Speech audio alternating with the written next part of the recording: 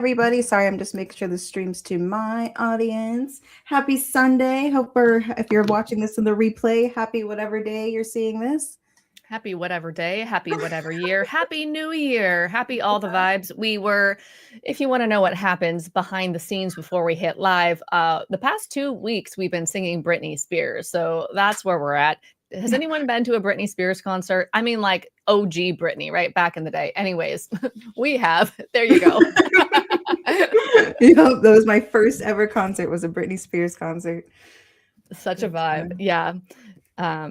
Okay, so we are here today to talk about, as I'm sure, I would imagine almost everybody who's walked into, now this is an assumption, just to be clear, that almost everybody who's walked in the doors of Alcoholics Anonymous or perhaps even a 12-step meeting has heard the phrase, it works if you work it. So we are going to unpack that today. We both have some notes and some kicking off points. And for me, what I always want with these is I want to hear from you. I want to know what you think. I want to know what your experience is, because your experience, if you feel comfortable enough to share it in the comments, and if you don't, I totally get that, because I didn't comment on anything about leaving AA or being in AA until 5 years after I left. So if you want to vibe along in the comments and share your experience, it would make this richer. If you don't want to, don't do it. This is you doing you, boo. That's right. Hey. So I wanted to start off with, Hitler, because why not? So here is something interesting as we go into even explore and unpack and deconstruct. It works if you work it. And I believe that's mythology. What about you, Tara Grace? Bernie, Weekend with Bernie. Can we get a what up for Bernie? This is a Weekend with Bernie over here. I'm sorry. Can you say that part again? I was just reading the comments. I'm sorry. What do I think about what? I'm sorry. What do you think it works if you work it is mythology? Let's just start off there. 100%. As someone who worked the hell out of it and still couldn't quite get it, 100%. It's like, what do we call it? Thought stopping cliche, and 100% part of the 12-step mythology, all of that, all the folklore that goes with that. Yeah, 100%. Yeah, this is awesome. I see all the good mornings in the comment. Good morning, good evening, John, Sarah, Nelson, Tabitha, Kat, Kate, all the people. Do you think it works if you work it is a mythology? Let us know what you think. As a reminder, it's not what I think, and no offense, Tara Grace, the OG Bernie over here. It's not what Tara thinks either. It's what you think, right? It's about waking up our own critical thinking. To me, that's what deconstruction is. It's like, what the fuck do I actually think when I'm not told I have to believe this? Otherwise, I'm going to die. So when we remove that baloney, God, I never knew I was going to be so much baloney, Okay, so I'm reading from a book called How Fascism Works. A friend of mine recommended that I read this because of, what I call ideological, or what I understand as ideological possession, which is like authoritarianism, which is how I see AA. Anyways, the goal of this is from How Fascism Works by Jason Stanley. It's a quick paragraph here. The goal of oratory should be not to convince the intellect, but to sway the will. The anonymous author of an article in a 1925 Italian fascist magazine writes, "The mysticism of fascism is proof of its triumph. Reasoning does not attract, emotion does." In Mein Kampf, which is the book that Hitler wrote when he was incarcerated in the 1920s before he rose into power, or further into power, right? In Mein Kampf, which I believe means my struggle in German, in a chapter entitled The Struggle in the Early Days, the Role of the Orator, Hitler's leaving his playbook out for everyone to see. Hitler writes that it is a gross misunderstanding to dismiss simple language as stupid.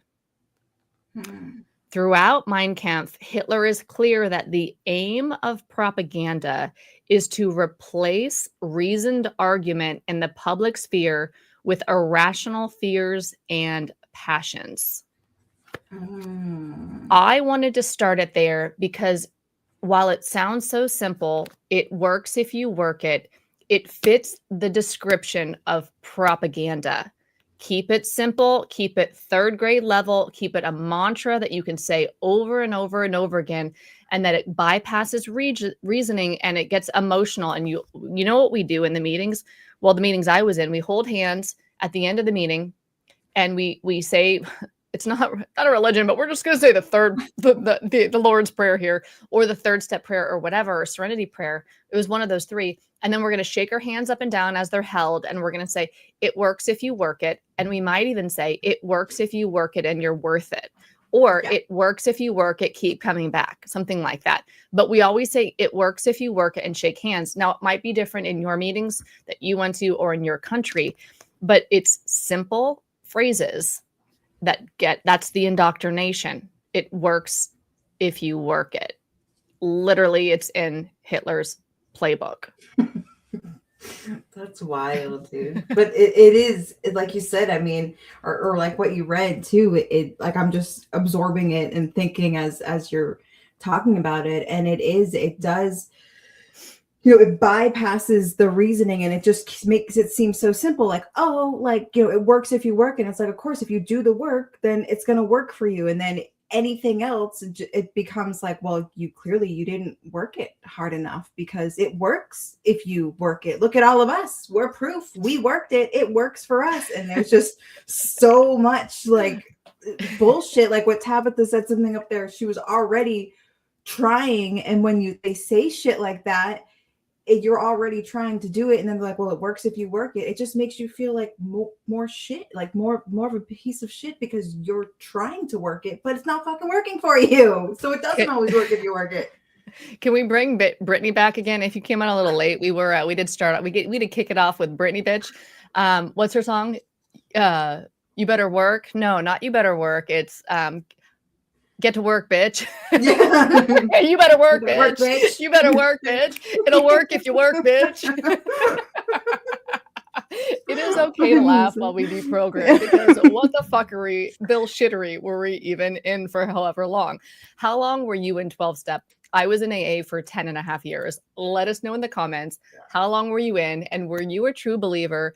So you can write I would write in the comments, I was in 10 and a half years and I was a hashtag true believer. Let us know how deep you went into the insanity. Yeah, I was in and out for 10 years, just cycling in and maybe a little bit longer, but yeah, it was not a good time. Okay, so I put together a little framework for us to go here. Oh, let's see. We have a couple comments. This is funny. Sarah says, it should be like, bitch, is this thing on? Bitch, is this thing this thing isn't working? Well, seriously. Totally. Okay, so point number one, I thought that would be a good well, we did vibe beforehand. So these are kind of how we thought it would be a good idea to go through. Number one, if it worked, the numbers would look different.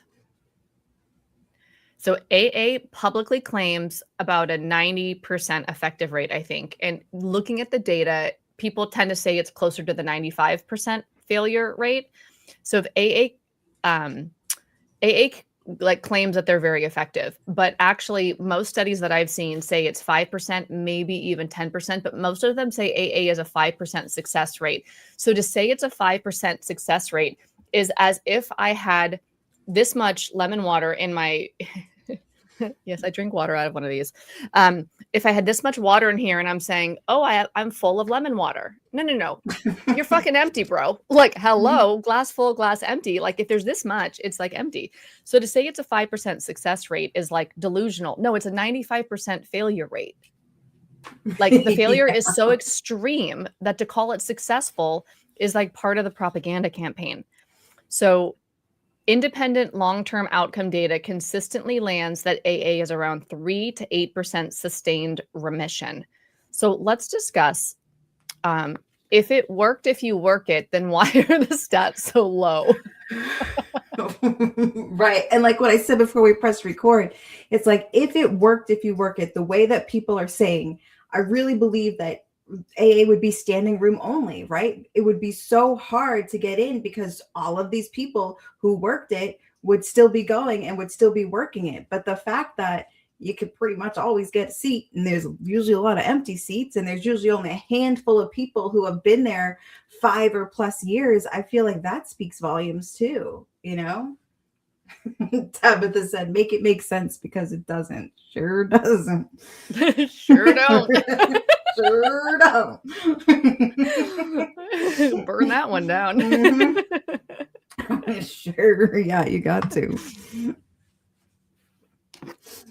Harry said, most I saw long-term sobriety acted out a lot sexually, gambling, preying on newcomers. I remember seeing a lot of that myself. And Bill Wilson was in that category, right? I mean, he died essentially of his cigarette addiction. And he also had, I don't know if you'd call it an addiction, but he also was so prolific in his 13th stepping, or sexual predation inside of AA, I think is what it would be called. Although I don't want to be accusatory here. I wasn't there. But as the story goes, he slept with so many of the people in his group that they had something called the Founders Watch, where they would literally have to go and watch him at meetings to make sure that he wasn't hitting on newcomers or any women in the groups. And I read that through the Orange Papers. I also read that he was doing that inside Oxford group too, which was not a vibe. I never heard that. The Founders Watch. What the hell, dude? Yeah, that might have been in the Real AA is where I read that. I'm not sure. At this point, some of what I've read in the books has all blurred together. Yeah. By the way, right now we are reading the quick commercial break. The Real AA. Let me know if you've read it, but we're reading this book right now. I love it. It is one of my favorite deprogramming AA books. So I want to make sure I give it a shout out right now while it's our book of the month and our Deprogram Book Club. The Deprogram Book Club's inside Deprogram Lounge, which is my free community. There's an app. It's, if you're on my YouTube, Sobriety Bestie, it's the first link below, or just go to sobrietybestie.com. And there, it's hard to find. So there's somebody found like there's a free copy online. So the PDF's in there too, if you want to read it. It's really good. Yeah, what was I going to read from? Yeah, that's all. Sarah says, dude, that book is $45 on Amazon. Is that the right price? Yeah, I've seen it even like 100 and something on Amazon. I'm not really sure what the fuckery that is. I think I paid less than 20. I usually wouldn't buy a book that was more than like $15 or something, unless it was like, you know, so I don't remember how much I paid, but there is a free PDF online, and we did link that inside the Deprogram Lounge if you're in the community. So yeah. I like to have hard copies because I like to highlight. Yeah. I like to highlight them, and then I can also like put in little markers. Like if I want to like tell you something about it, like here's a little marker. Oh, this little marker's on the Emperor is naked. That's how I see 12-step. I'm like, bro, we all know AA is naked. Like the Emperor has no clothes, right? But we're not allowed to talk about it because then we're the crazy ones. Right. I get called crazy like every day. I'm like, dude, Emperor's naked. Like, I'm not crazy and a murderer every day. You know, killing people every day is what I hear. Killer. No, I don't want to make light of that, because people do die from addiction, and we all know people who are no longer alive because of it. So I really empathize with that perspective. I just don't agree that it's true, because it doesn't work if you work it, which is what we're unpacking here today. Right. Oh, okay. So then someone is saying here, I wish I could get the book AA, Who It Helps, Who It Harms, Who It Kills. Kirsten, how did you get it? I got it on Amazon. I don't have a hardback copy. I have it on my iPad. So I read it on my iPad. I believe it is, you know what? If you are on my YouTube right now, Sobriety Bestie YouTube, I believe it's the second link. The first link is for the community, Deprogram Lounge. The second link is for Deprogram Books. If you click on that, it'll take you to an Amazon page I created with all the deprogramming, critical thinking, and cult recovery books. It is on there. And the last time I checked, it goes through and you could buy it. And it's less than, I don't know, I think all the books on there are less than $20. But you know, things change. Kate says, Bill W., the Emperor is naked. Billy. Yes, he's naked. 12-step is naked. But it is. It's like the emperor. It's funny because I thought that I'm like, that's like when the emperor had no clothes, that whole like fable or whatever. And then but you can't talk about it because you're supposed to like be part of the con, or like you delude yourself into thinking that it's real because you're told it enough. Because right, propaganda, as Hitler taught us, is you say really simple things over and over and over again, and then people believe that they're true because it gets emotional, not logical. So we start to believe it works if you work it, even though most of the people who come bounce right away, like 95% of the people who come bounce within the first year. So point number 2, a system that blames the user for failure is not a working system. When something doesn't work, the AA doctrine doesn't question the model. It says you didn't work hard enough. This is clearly not science. It's like some sort of loyalty preservation belief system. It's to keep people believing that it works, even though all the evidence is like emperors freaking naked. Like it's not working for the majority of the people. It's not working for. So most systems do not blame the user if there's a problem. They update.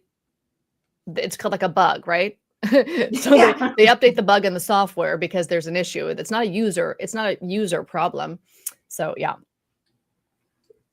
Yeah, and it's so the way that it just that idea has infiltrated treatment, right? Like we have this multi-billion-dollar treatment industry where we have just accepted that if someone goes to treatment a whole bunch of times, 1 time, 20 times, whatever time, and it doesn't work, it is not the fault of the treatment. It is 100% the fault of the person. Either they didn't want it bad enough, they didn't work it hard enough, they didn't surrender. Like that has gone way into society, and what people believe and think about people who struggle with the substance use disorder is that it does work if you work it, whatever that looks like to what other people think. Nobody ever questions, what are we doing for the help? What is this help that's not working for people? Nobody questions that. Everybody just looks at, oh, you didn't work it, you didn't want it, you didn't, always blaming the person. It drives me nuts. Totally. So we got Mr. Pug here. What's up, Mr. Pug? Mr. Pug. Good evening to you. I suspect a lot of people who go to meetings know the emperor is naked, but they just go for the community, like people who go to church who don't really believe in religion. 100%, I agree with you that maybe most people aren't full-on true believers. But also, the more that I've studied thought reform and, essentially it's mind control or brainwashing, right? It's difficult. If you keep getting in the shower, you're going to get wet, right? And the shower's, if you keep walking into the shower when the water's on, eventually you're going to get wet. You could only dodge so I don't know that it's possible to continually to be exposed to the propaganda without some of it seeping into your brain. I think that we're really vulnerable. Our minds are, and we start to water it. And look, I might not be, this is just my feeling, right? And so I think if we keep exposing ourselves to these harmful ideas or the ideology, that some of it's going to get in, and some of it is going to become come into our thinking, that it's just we keep getting hit with it. We're going to slowly, like that frog in slowly boiling water. That's kind of how I look at it. And that's why somebody asked me on a YouTube comment or somewhere, a comment, would you ever go to a friend's sobriety birthday and celebrate a milestone with them? And I was like, yeah, of course I would celebrate a sobriety milestone with a friend. But if you mean, would I go to an AA meeting with them to celebrate their birthday? Hell no. I'm not going into an AA meeting anymore because I don't want to drink the poison. And I don't think that you can actually take a sip of the AA water, like go to a meeting without having that poison be coming towards your brain. I don't want to have to be defensive the whole time and be like, this is bullshit, or even here. I don't want to expose myself to it. Just like if there was poison in the water, knowing it isn't going to prevent it from getting in my body if I drink it. So I think that I don't want to expose myself to the baloney. I might even just be like annoyed and maybe even angry to hear it versus it actually steering me. Now that, because once you see it, right? Yeah. It's funny when you were saying that, it reminds me of the AA slogan I used to hear about, if you hang around the barbershop long enough, you're going to get a haircut. Hang around AA long enough, you're going to get indoctrinated. Yeah, bringing it home, Bernie. That was Weekend with Bernie, man. It's so good. Because even when you think about it, when the program wasn't working for me, when I left, when I wasn't going back, I was still recommending it to people, right? Because I had heard it for so long and really believed, well, it's got to be me. I did something wrong. It didn't work for me, but it's going to work for everybody else who really works it, even though I knew I really worked it, but it still didn't work for me. But I was so convinced that it would still work for everybody else. Like, that's ugh. Mr. Pug said, yes, I 100% agree. There's a process by which we absorb ideas from the environment. Yeah. Harry said, ideology drives folks crazy. Gaslight, it's a sales close, similar to great films, which often have the aspect that is not real feeling, that we buy into it. The Letters of Transit and film Casablanca. Okay. So number 3 here.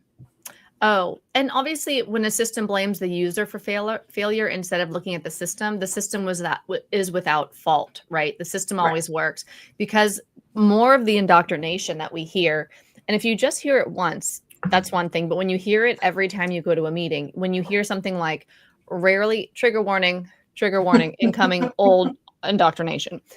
Rarely have we seen a person fail who has thoroughly followed our path. That's part of the indoctrination of it, under the umbrella of it works if you work it. And then there are those, who are constitutionally incapable of being honest with themselves, blaming the newcomer, blaming the member instead of blaming the system. So the system is never wrong, the person is. So I jokingly talk about the cult rules. I think I read number 1 somewhere. It wasn't like my idea, but cult rule number 1 is we're not a cult, right? Nobody really thinks they're in a cult unless you wake up and you're like, oh shit, AA is a cult. And then you start to work on your way out, right? And then cult rule number 2, and this is not like law. I'm just kind of, cheekily, this is how I see it. Cult rule number 2 is, you're wrong. Whatever the fuck we're talking about, you're wrong. So you drank? It's you. You didn't have a spiritual awakening? It's you. You didn't work it right, because it works if you work it. So you didn't work it right.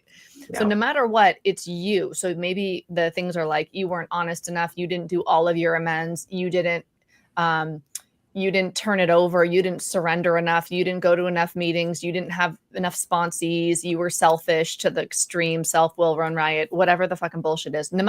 But the underlying thing is, no matter what you say, it's you. You are the problem. It's never the system. And that's extremely harmful. Period. Not even my opinion. That's fucking harmful. When you walk in vulnerable as fuck, coming in, maybe you're coming off some sort of medication or drugs or alcohol, post-acute withdrawal syndrome, your nervous system is dysregulated AF, and you're insecure, you're at a low in your life, a bottom, if you will. And they're saying, if you're not doing it right. So you already have all the shame, and now they're putting more shame inside you, when the truth is 5% of the people are going to succeed, but they're telling you 100% do. And if you don't, it's because you have a problem. Yep. What? Yep. And people accept that. Well, they'll say, well, I know the success rate's low. I know but that's because people don't want to do X, Y, Z. That's because people don't really want it. That's because people don't really surrender. That's because people don't want to do the work. Like the vibe of the community that does accept that it has a low success rate still blames it on the person, and it's still like, well, yeah, we know that, but that's because people don't want to do the work. It's like, what? Mr. Pug said, no matter how hard you work it, it's never good enough. 100%. I mean, it's always to push you down, because you can't have too much. You can't feel too good about yourself, because that's not good for you,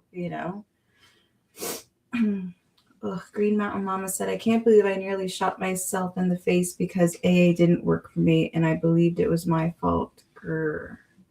It's I mean, so many of us believed it was our fault that it didn't work, because we see the few people in the room, what's that called? Like survivorship bias. We see the people that it is working for, and then we're like, oh, well, there's something wrong with me because it didn't work for me. And it works if you work it. And we hear all of the things, and then you just get stuck. You get stuck in this feeling of like, why is my best not good enough? And that's what I've said to some of these 12 steps. I said, listen, let's say that's true. Let's say that people don't work it, right? They get something wrong.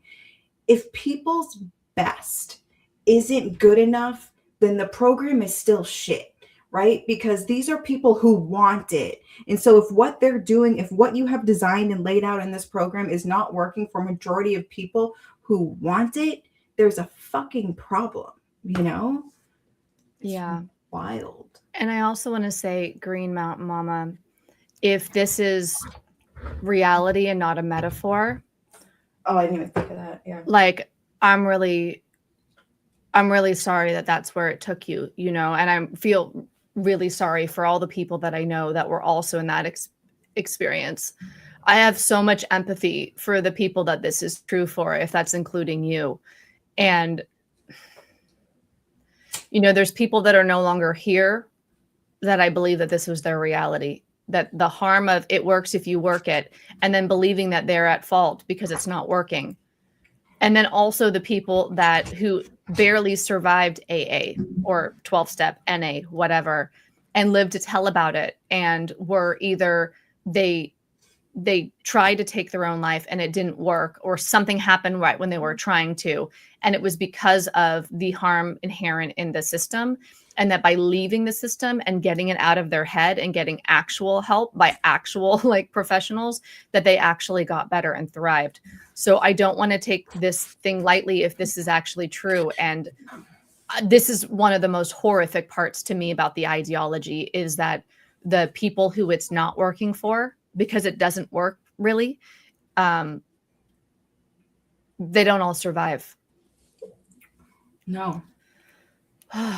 There's real harm, and people, anytime you talk about the harm in the rooms, people don't even think about that. Their automatic assumption is to go to 13 stepping and SA, but they don't realize that people have lost their lives, have almost lost their lives, have barely survived that ideology, that programming. People, it's not even on people's radar, but it's very real. Yeah.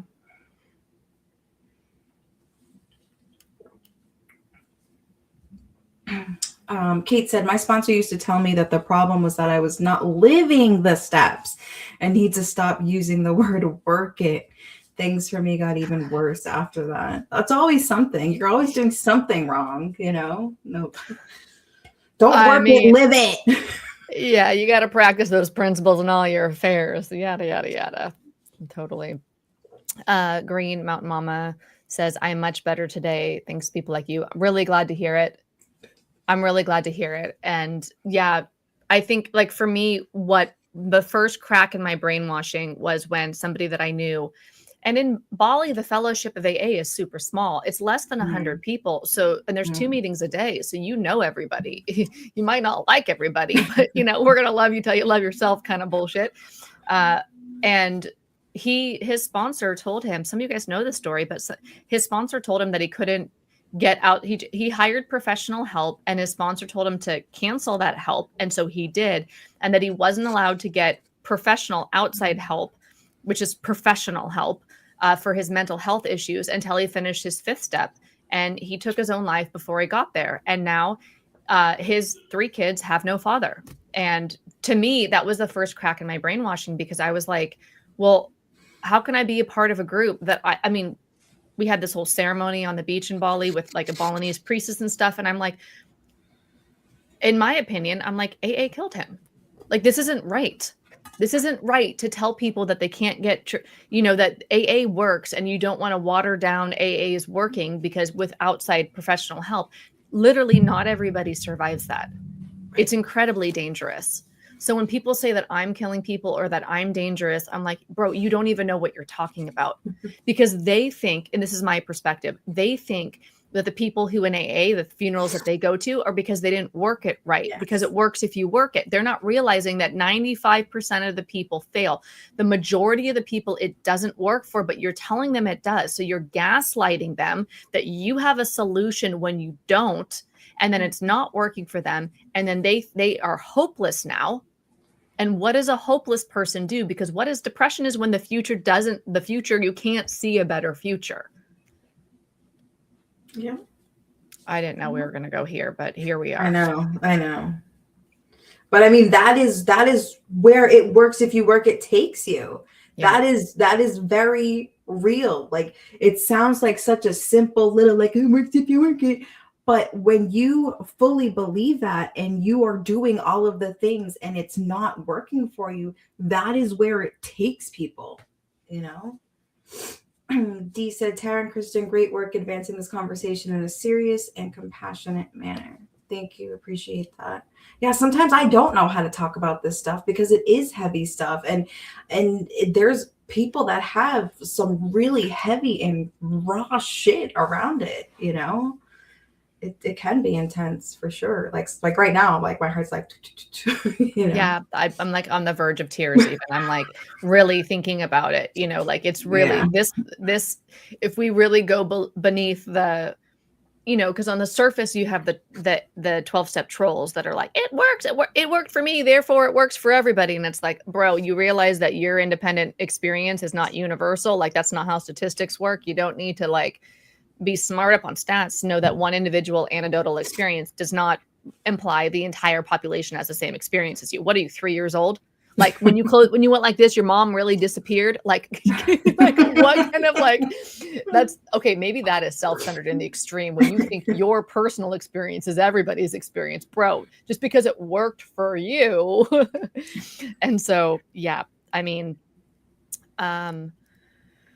but underneath that is that like the people that believe that it's supposed to work for them and that it doesn't, and what that means for, I don't even want to call it recovery, because I don't even look at AA as recovery. I look at it as cult religion. It's a religion. It's a religion masquerading as a recovery program that does help maybe 5% of people abstain from alcohol. But would those people abstain anyways? Because another one of our points on my little points over here, we're going to skip to it.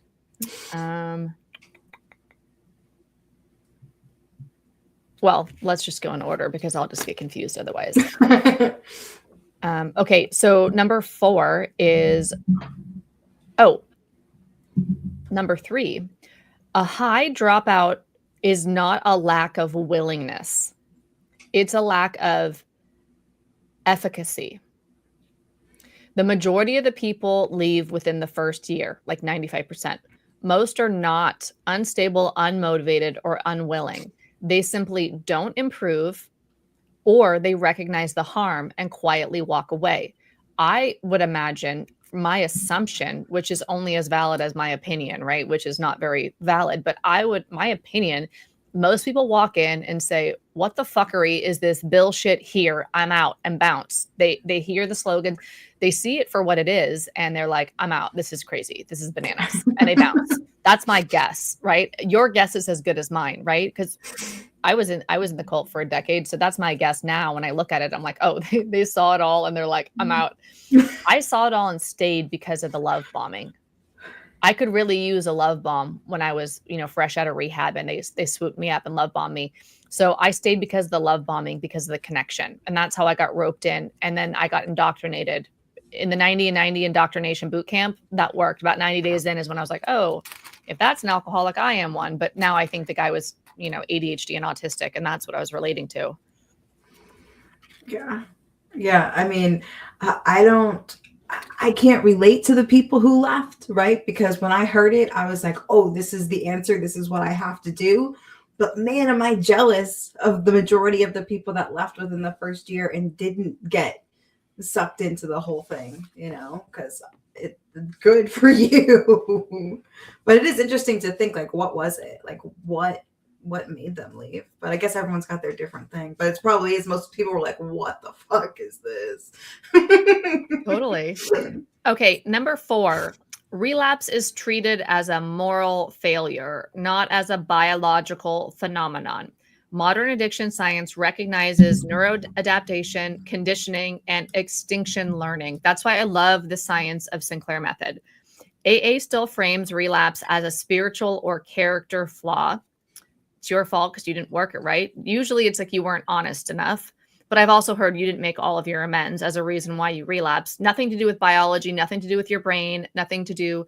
And that framing actively can worsen outcomes. There are studies that show that give evidence to support that AA actually makes some people worse.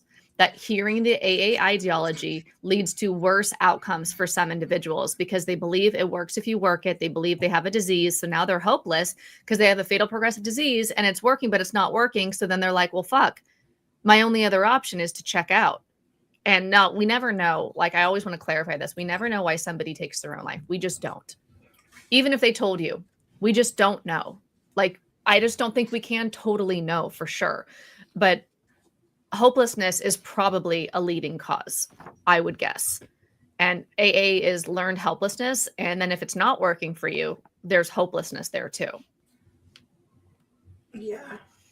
And I really feel I am one of the people that it made me worse, right? Like once I learned all of the things, and then once I believed that I had no control once I put a substance in my body, that definitely made it worse. It made it worse to think like, why can't I do this? Like I am surrendering. I am trying to give my will over. I am praying. I am helping others. I am doing 10, 11, and 12 on a nightly basis.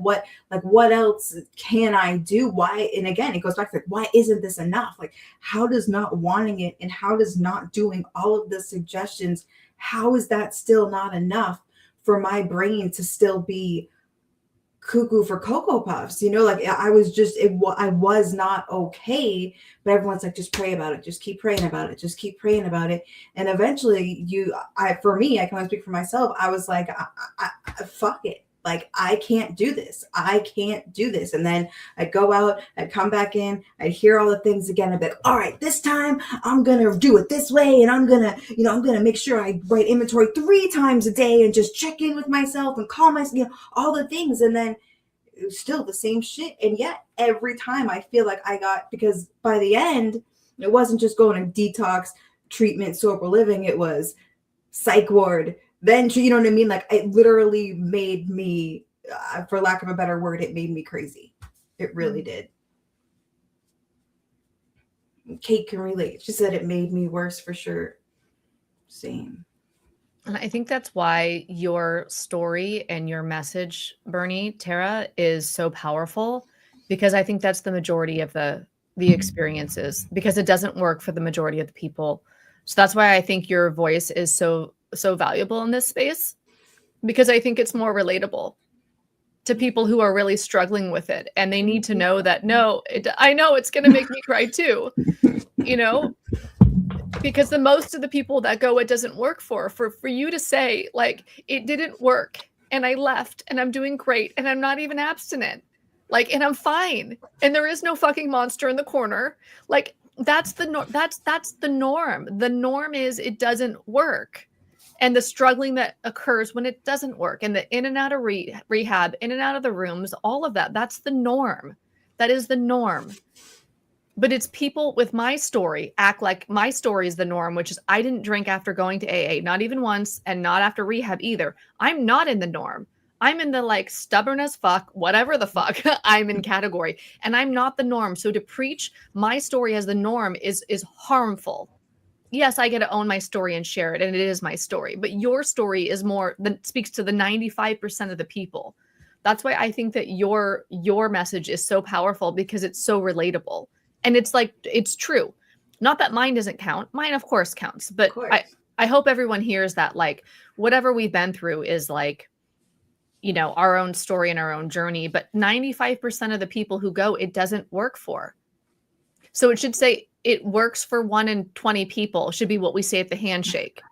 Are you one of those 20? You might be, but 19 of you aren't. The majority. Let's be honest. Yeah, they would never. And but see, I think it's really important for people that it did work for, like yourself, and people who are, really into actually backing things up with more than just like their experience and looking into things and like really seeing things for what they are. Cause it's like, no, it did work for me. And I still think it's harmful as fuck. Like I think that's really important to bring to the conversation too. And I think that's what's cool is that we did have such different, and we represent the people. People have this is what people are living, but nobody wants to hear it because it works if you work it, baby.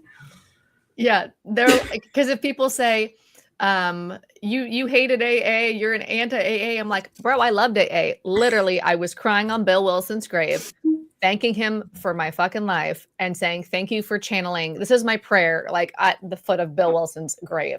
Thank you for channeling the steps from God. I mean, how indoctrinated was I? I believed it. I believed the steps came from God. I didn't realize he copied them from the Oxford Group Cult Religion. He borrowed them from Bookman, Frank Bookman. So no, I loved AA the entire time I was in it. I loved it. I totally loved it. And then I realized it was bullshit. It's not true. And I was like, oh, I don't, integrity is, if I don't have integrity, I have nothing. I got to be true to myself. And if it's a lie, I'm out. Peace out. I'm going to go deal with the aftermath now, the deprogramming and the mind fuck of leaving, because it's bullshit. And I'm not going to preach bullshit. Now, I might preach bullshit when I don't realize it's bullshit. Like if I'm in AA and I'm saying AA is the way, it's because I don't realize it. But once I see the light, I'm out. Like it's over. So if they say you hated AA, I'm like, no, bro, I loved it. And if they say it didn't work for me, I'm like, no, it worked for me. If you mean abstinent, it worked for me, but it did a lot of other work on me too. It was very disabling for me. But if they say to you, like, you're powerless, you're like, no, I'm not even abstinent and I'm not powerless. I'm fine. Like I'm in choice, bitch. Like, so we can like combat like so many of like, it's just not true. Right. And it's so individual. There is no, like anyone who says their one way is the way, that's like giving cult. Not that everyone who says that this is the only way is a cult, but it's a cult vibe. Yeah. Let's see.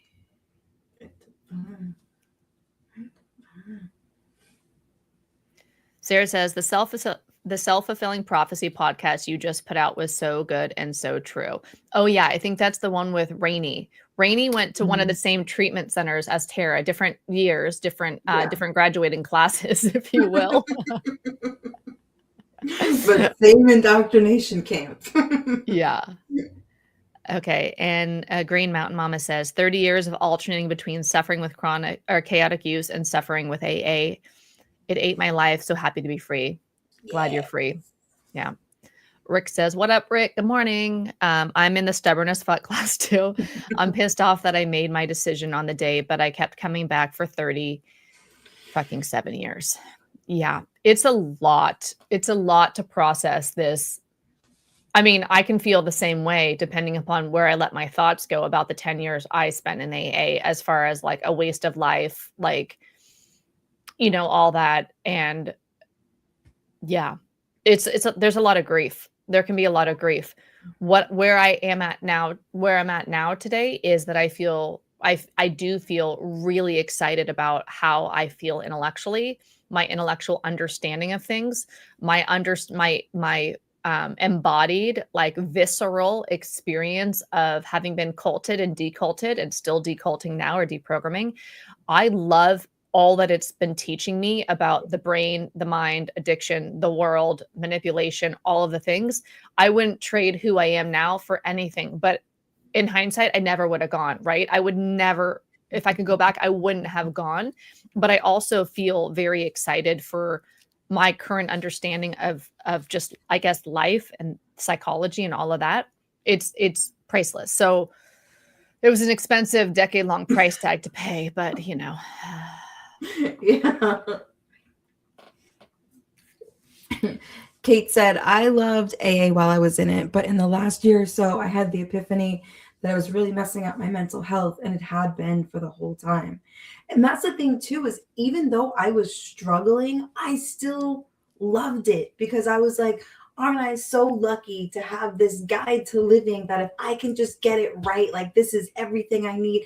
Look at all this community. And it's like you know that vibe. It's like, oh, like we're so lucky to be an alcoholic or an addict because real people don't spend this much time, working on themselves and looking at their character defects. Like there was still so much that I loved about the program, even though I was still struggling like all hell because I thought it was such a gift, because that brain was washed, baby.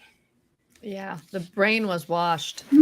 And then what's the okay, another clue. Okay, here's how you can tell someone's in a cult without realizing they're in a cult. My brain needed the washing.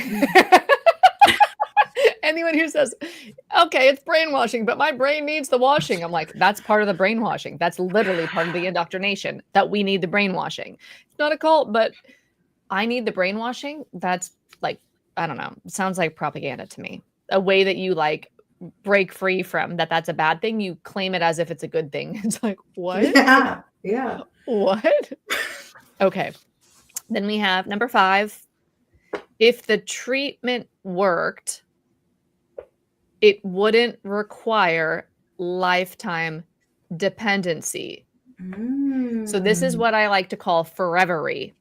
If the treatment worked, if it works, if you work it, it wouldn't be forevery. It wouldn't be a forever recovery model.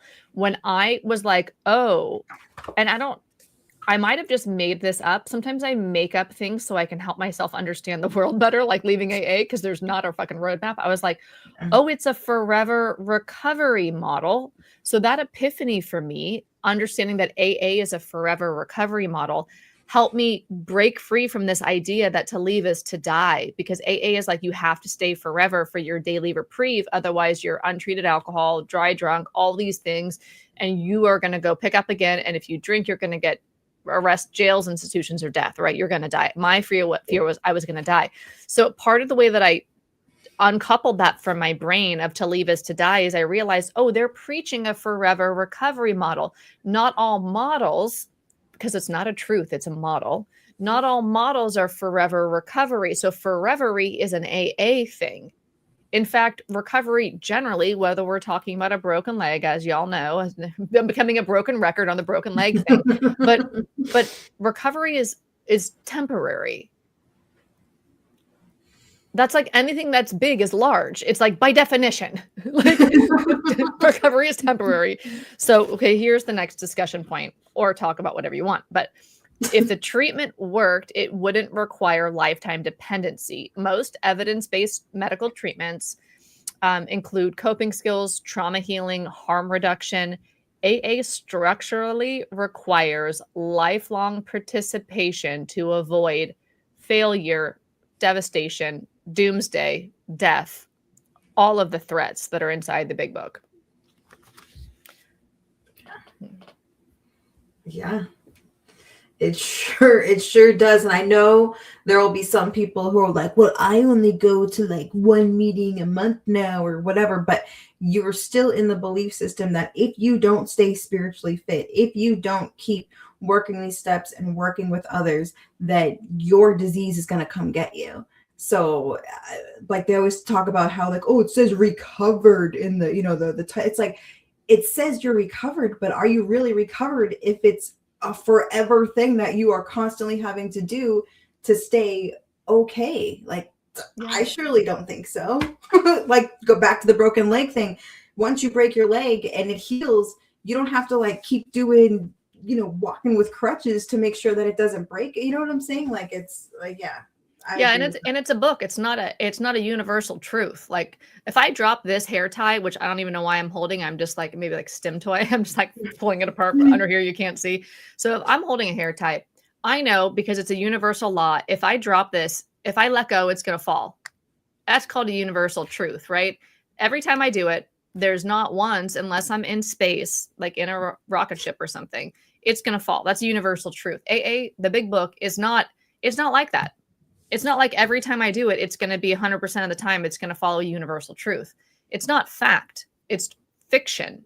It's mythology. It's a sales letter. It's a sales pitch. In my perspective, the Big Book of Alcoholics Anonymous is Bill's sales pitch. He got expert sales. I have the writing of the Big Book, and in there it says he co-wrote it with people who were like superstar salesmen of the time. It's a sales pitch. That's how I perceive it now, that the Big Book is a sales pitch selling religion as a solution to alcohol addiction. Because Bill had a psychedelic white light God experience. So now he's pretending that religion's the answer, but really, what is psychedelics the answer? Because if we're doing a Bill did, you know what I mean? Yeah. Yeah. Just made up something else and said, well, this isn't really what I did, but hopefully it should work for you and for every, for every person that needs help. This should work. It really is crazy when you think about it. Nelson said, "I'm in choice, bitch." Sobriety bestie. Now get to work, bitch. It's gonna work if you work a bitch. It doesn't work if you work a bitch. It works for 1 out of 20 people if you work a bitch. Let's just be honest. Yeah. All I'm saying, I'm not saying burn the church basement down. All I'm saying is let's be honest. Like, why are we lying to people? Because I think what I perceive is that there's this idea that the ends justify the means, which is super culty.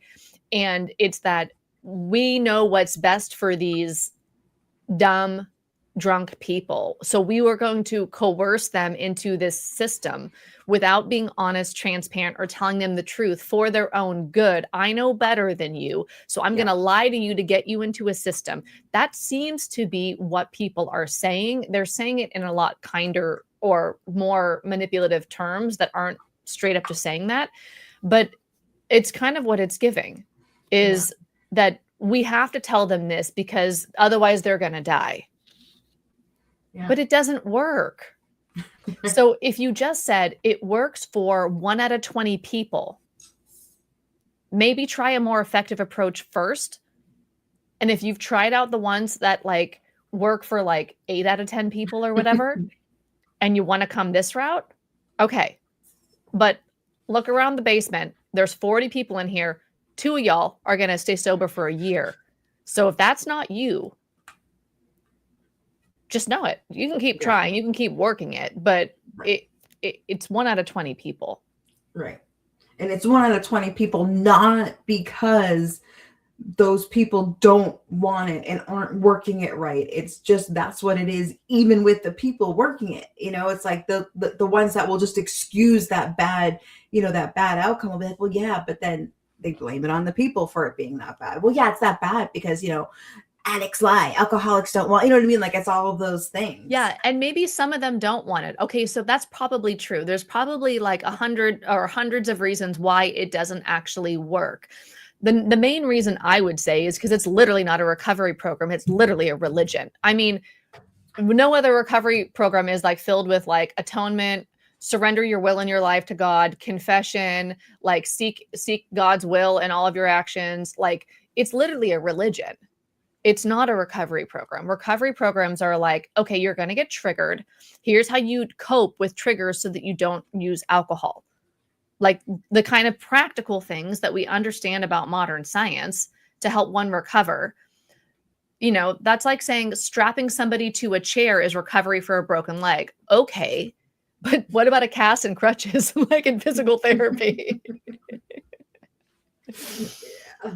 Yeah.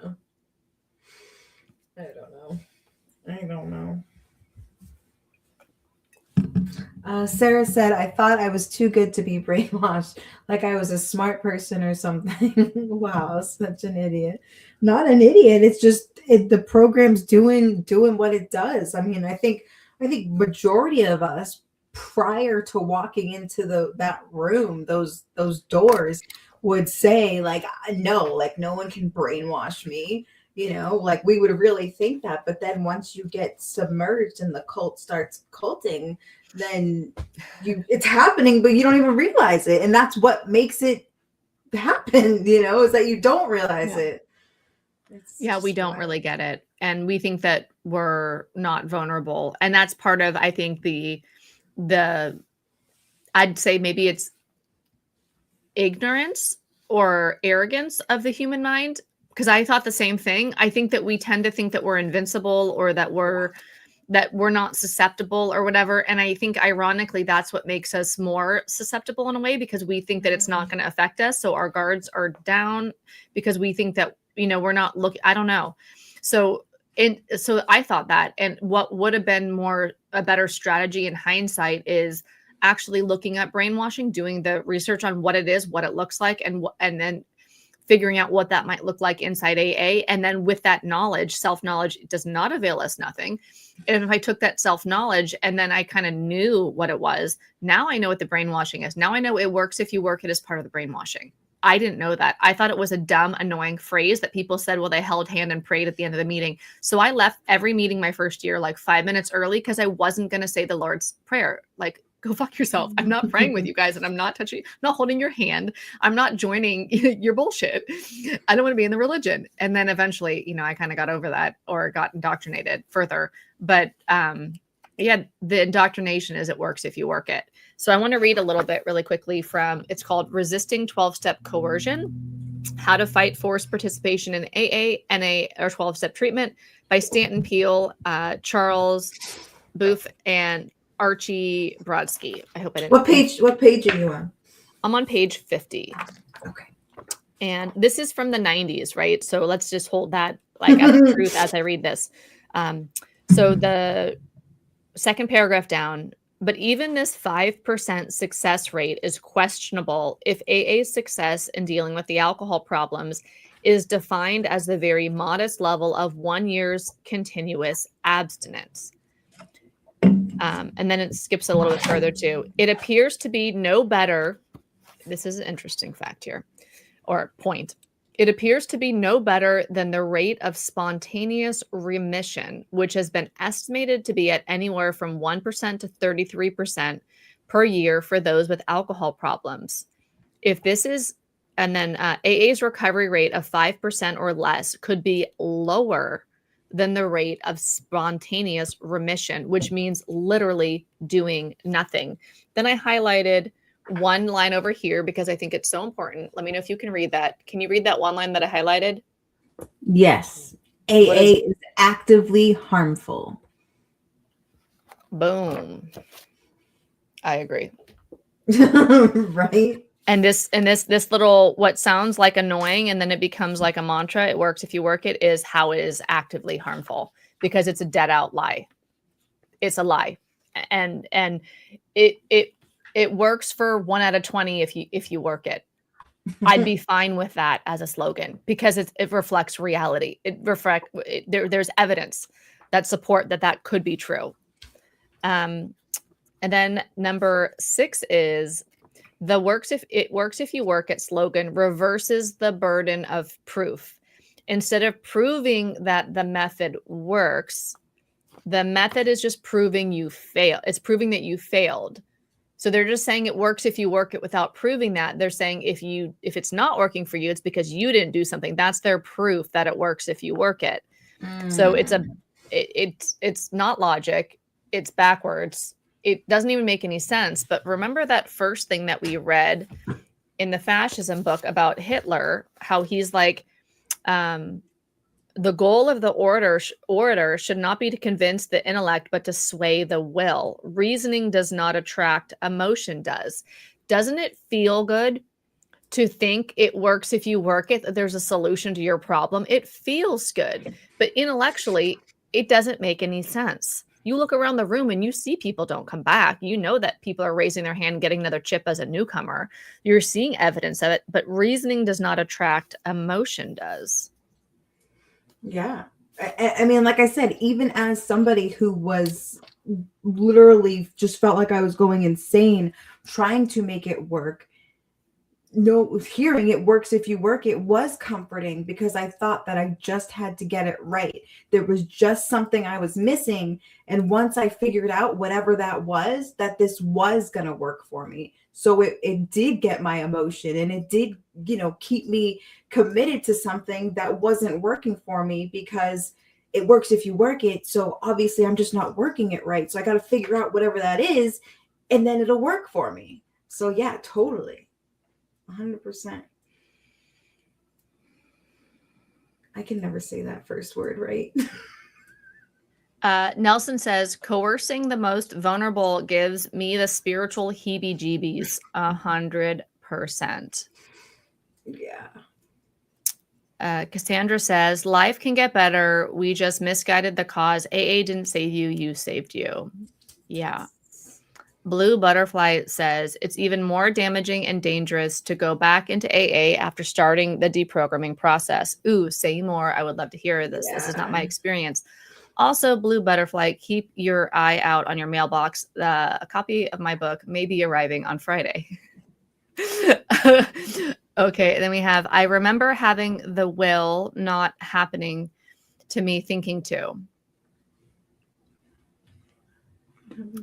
I'm a little, could you say more? I'm not following that exactly. Kate says, my brother was in a cult and I had even read about cults before going to AA and still I couldn't see it. The vulnerability clouds the judgment. 100%. I knew it was a cult when I walked in. They told me that I needed brainwashing. I knew it was a religion when I walked in. They said, no, we're spiritual, not religious. And then continued to say, you need to get God in order to live. So it's the group think, the pressure of it when you're so vulnerable. Talk about the heebie-jeebies, right? The vulnerablest I've ever been in my life, really. Well, going to AA and leaving AA is probably in there, the top 5, right? And they're giving you belonging and connection, which feels healing when you're at your most vulnerable or one of your most vulnerable, but all under the guise of you have to think like us. You have to believe all this stuff. And then they're telling you bullshit like it works if you work it instead of it works for 1 in 20 if they work it. Yeah. And then when you're getting the messaging also from treatment, when you're literally going to the place to get help and they tell you this is what you should do, this is the path for you. When you go to counseling and they tell you, oh, well, you're an addict, you're an alcoholic, well, you should go to these meetings. So all of the messaging is telling you that this is what you're supposed to do, and nobody's saying, by the way, it's also a cult religion. You're not hearing that anywhere. You're hearing this is where you're supposed to go, this is what you're supposed to make work. So I mean, of course then you add in all of the other stuff. Yeah. We get brainwashed. Yeah. Okay. So I'm just seeing now something from Isabel about what book was that? I think you're talking about this one. So if you're on YouTube right now on Sobriety Bestie YouTube, the second link is to deprogramming books. It'll take you to an Amazon page with all the books that I recommend for deprogramming, critical thinking, and cult recovery. The book that I was just reading out of is Resisting 12-Step Coercion, How to Fight Forced Participation in AA or 12-Step Recovery by Stanton Peele et al. It is like 30 years old, but I liked it. My interest isn't so much in coerced participation, like in court orders and things like that. But there's a lot of statistics in here. But of course, it's 30 years old. But there's a lot of, I don't know, I was really drawn to it. So there's a lot of good different books to read to deprogram from AA. And unfortunately, it's kind of like we all get like a master's in like cult bullshit when we leave, right? In bullshittery. Oh my God, that would be hilarious. And like we could make like a university where we can like earn our masters in bullshittery so we can like free our minds from the cult of 12 step. Oh, I would love that. If there was at least a certification program for it, I would love that. I'm certified in bullshit. That'd be awesome. Okay. Kate says, I was in those rooms over 10 years and I saw no progress in the members with more years than me. I know, because that also like it works if you work it. What are we working like? Like you said before, like, okay, the program works. What is like it works? Makes you not drink, like, because you can still be a complete scumbag piece of shit person, and technically the program is working for, you know what I mean? Like there's just it's I don't know. What is up, Harry, for exit trauma? Any therapy suggestions? IFS? Yeah. So are you speaking about my exit trauma video inside the Deprogram Lounge, like the Deprogram course that's all free? I think that's what you're referring to, but I don't know if you're the same person that was in there commenting. Yeah, for exit trauma, the way that I see AA is it's a cult religion, right? And so when people leave cults, it's called exit trauma.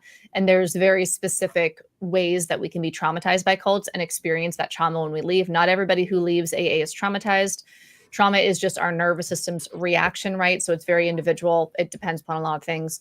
But there are like ways that that pattern plays out. And so if maybe I'll put it on YouTube, but I do have a video on exit trauma that's free inside Deprogram Lounge. First link below on YouTube. Sorry, I don't mean to sound like a commercial. I just want to let you know where all the resources are if you're watching, because I don't want to have you have to ask questions or not know where to get it all. So what kind of therapy do I recommend? Well, I can tell you what I did and what I love about what I did. I don't know what anybody should do. But I'm happy to share like what's worked for me. Okay, Harry. So I actually did learn about IFS, which is internal family systems. So I left AA April 2020. And one of the things that I did in a couple months after leaving AA, it was pandemic vibes, right? Things were closed down. I was in Indonesia. The Bali, the island was closed. The airport was closed for like 2 years, but everything else was kind of open, except the beach was closed for a couple months. But so what I did was I hit the books hard. I love studying. I'm like a nerd always. And I'm not a therapist, but therapists have to do, at least my understanding is they have to do 30 hours of continuing education every 3 years to keep their license. And maybe that's just by certain states, and maybe that's just certain American states. I don't know. But for context, they do 30 hours of training every 3 years. And I was like, right, well, I could do that like in a day because I'm fucking weird. So I did like 10, 12 hours a day of these therapy trainings for months, literally for months. I did every course I could find about trauma, about addiction, about anything. And so that rolled me into IFS, internal family systems. I did 2 trainings in internal family systems. So I taught myself how to do it. And then I did it on myself. I didn't do it with an actual therapist. I actually considered like getting certified in it. And I was like, no, easy does it, Tiger. Like you already know what it is. But I really, really loved it. When I left AA, it was the therapy model that made the most sense to me. For anybody who doesn't know internal family systems, just very briefly, it's like parts work. So there's a part of me that's angry. There's a part of me that's sad. There's a part of me that, is not having a need met. There's protective parts. There's vulnerable parts. And so the way that I understood it is that I kind of close my eyes and I separate myself from my emotional experience of anger, of shame, of whatever. And I cultivate a relationship with that part of me so that when I'm actually doing that, I'm in a different part of my nervous system, like a different part of my brain.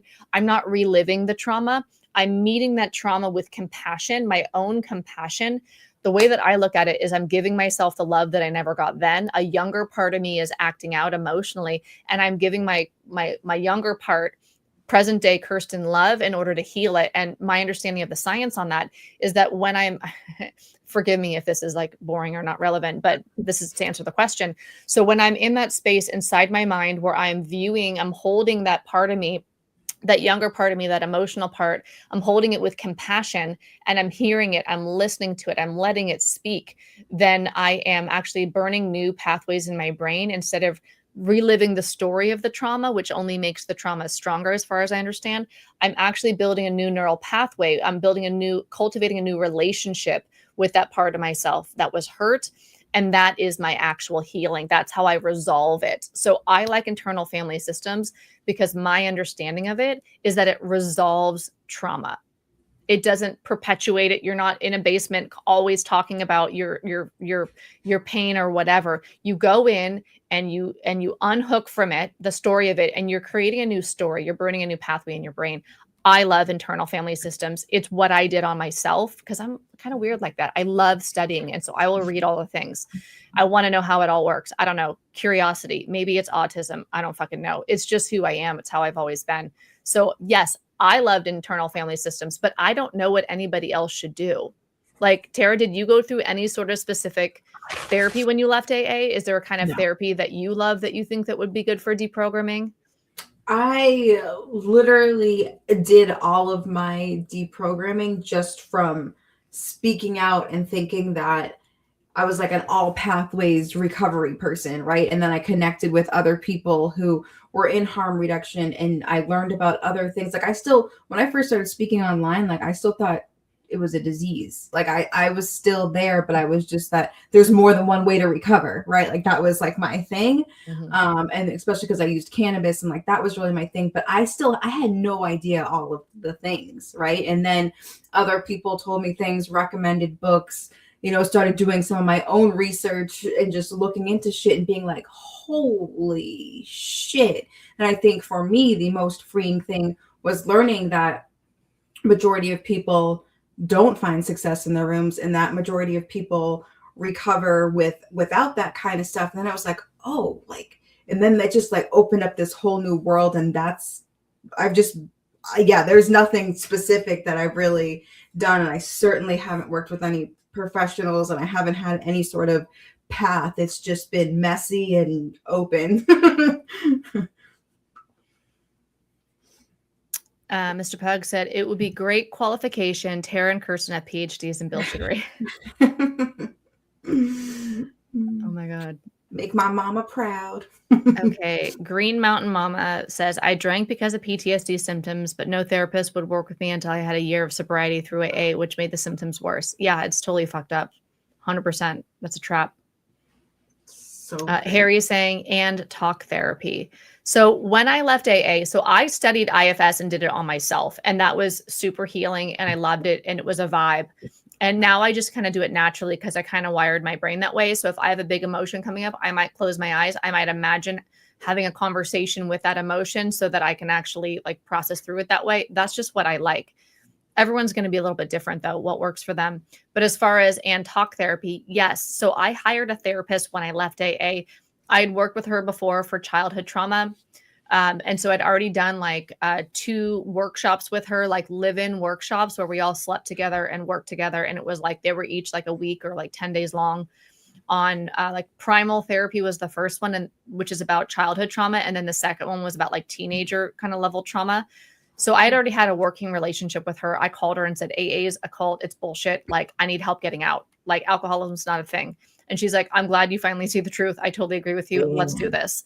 And so she was really validating because she's like, no, you're not going to die if you leave. That's obviously a lie. She just wasn't going to tell me that when I believed it. Right. But then I was like, hey, because she's a good therapist. And so she didn't know anything about AA specifically, really, only shallow stuff, but enough to know that it wasn't true. But through working with her, turns out she didn't need to know all that stuff. I actually did a lot of research on all that stuff.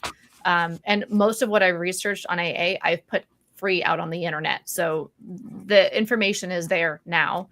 The rabbit holes will be shorter because it's gathered.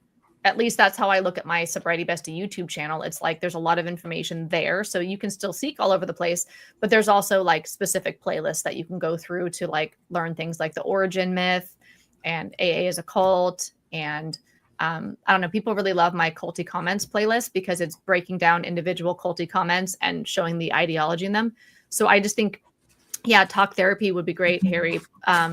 And you could also do a lot of the breaking false beliefs, like the deconstruction work on your own through watching the YouTube videos, through thinking things through reading science and understanding that the powerlessness thing is kind of a myth and disease is just an idea, not a reality.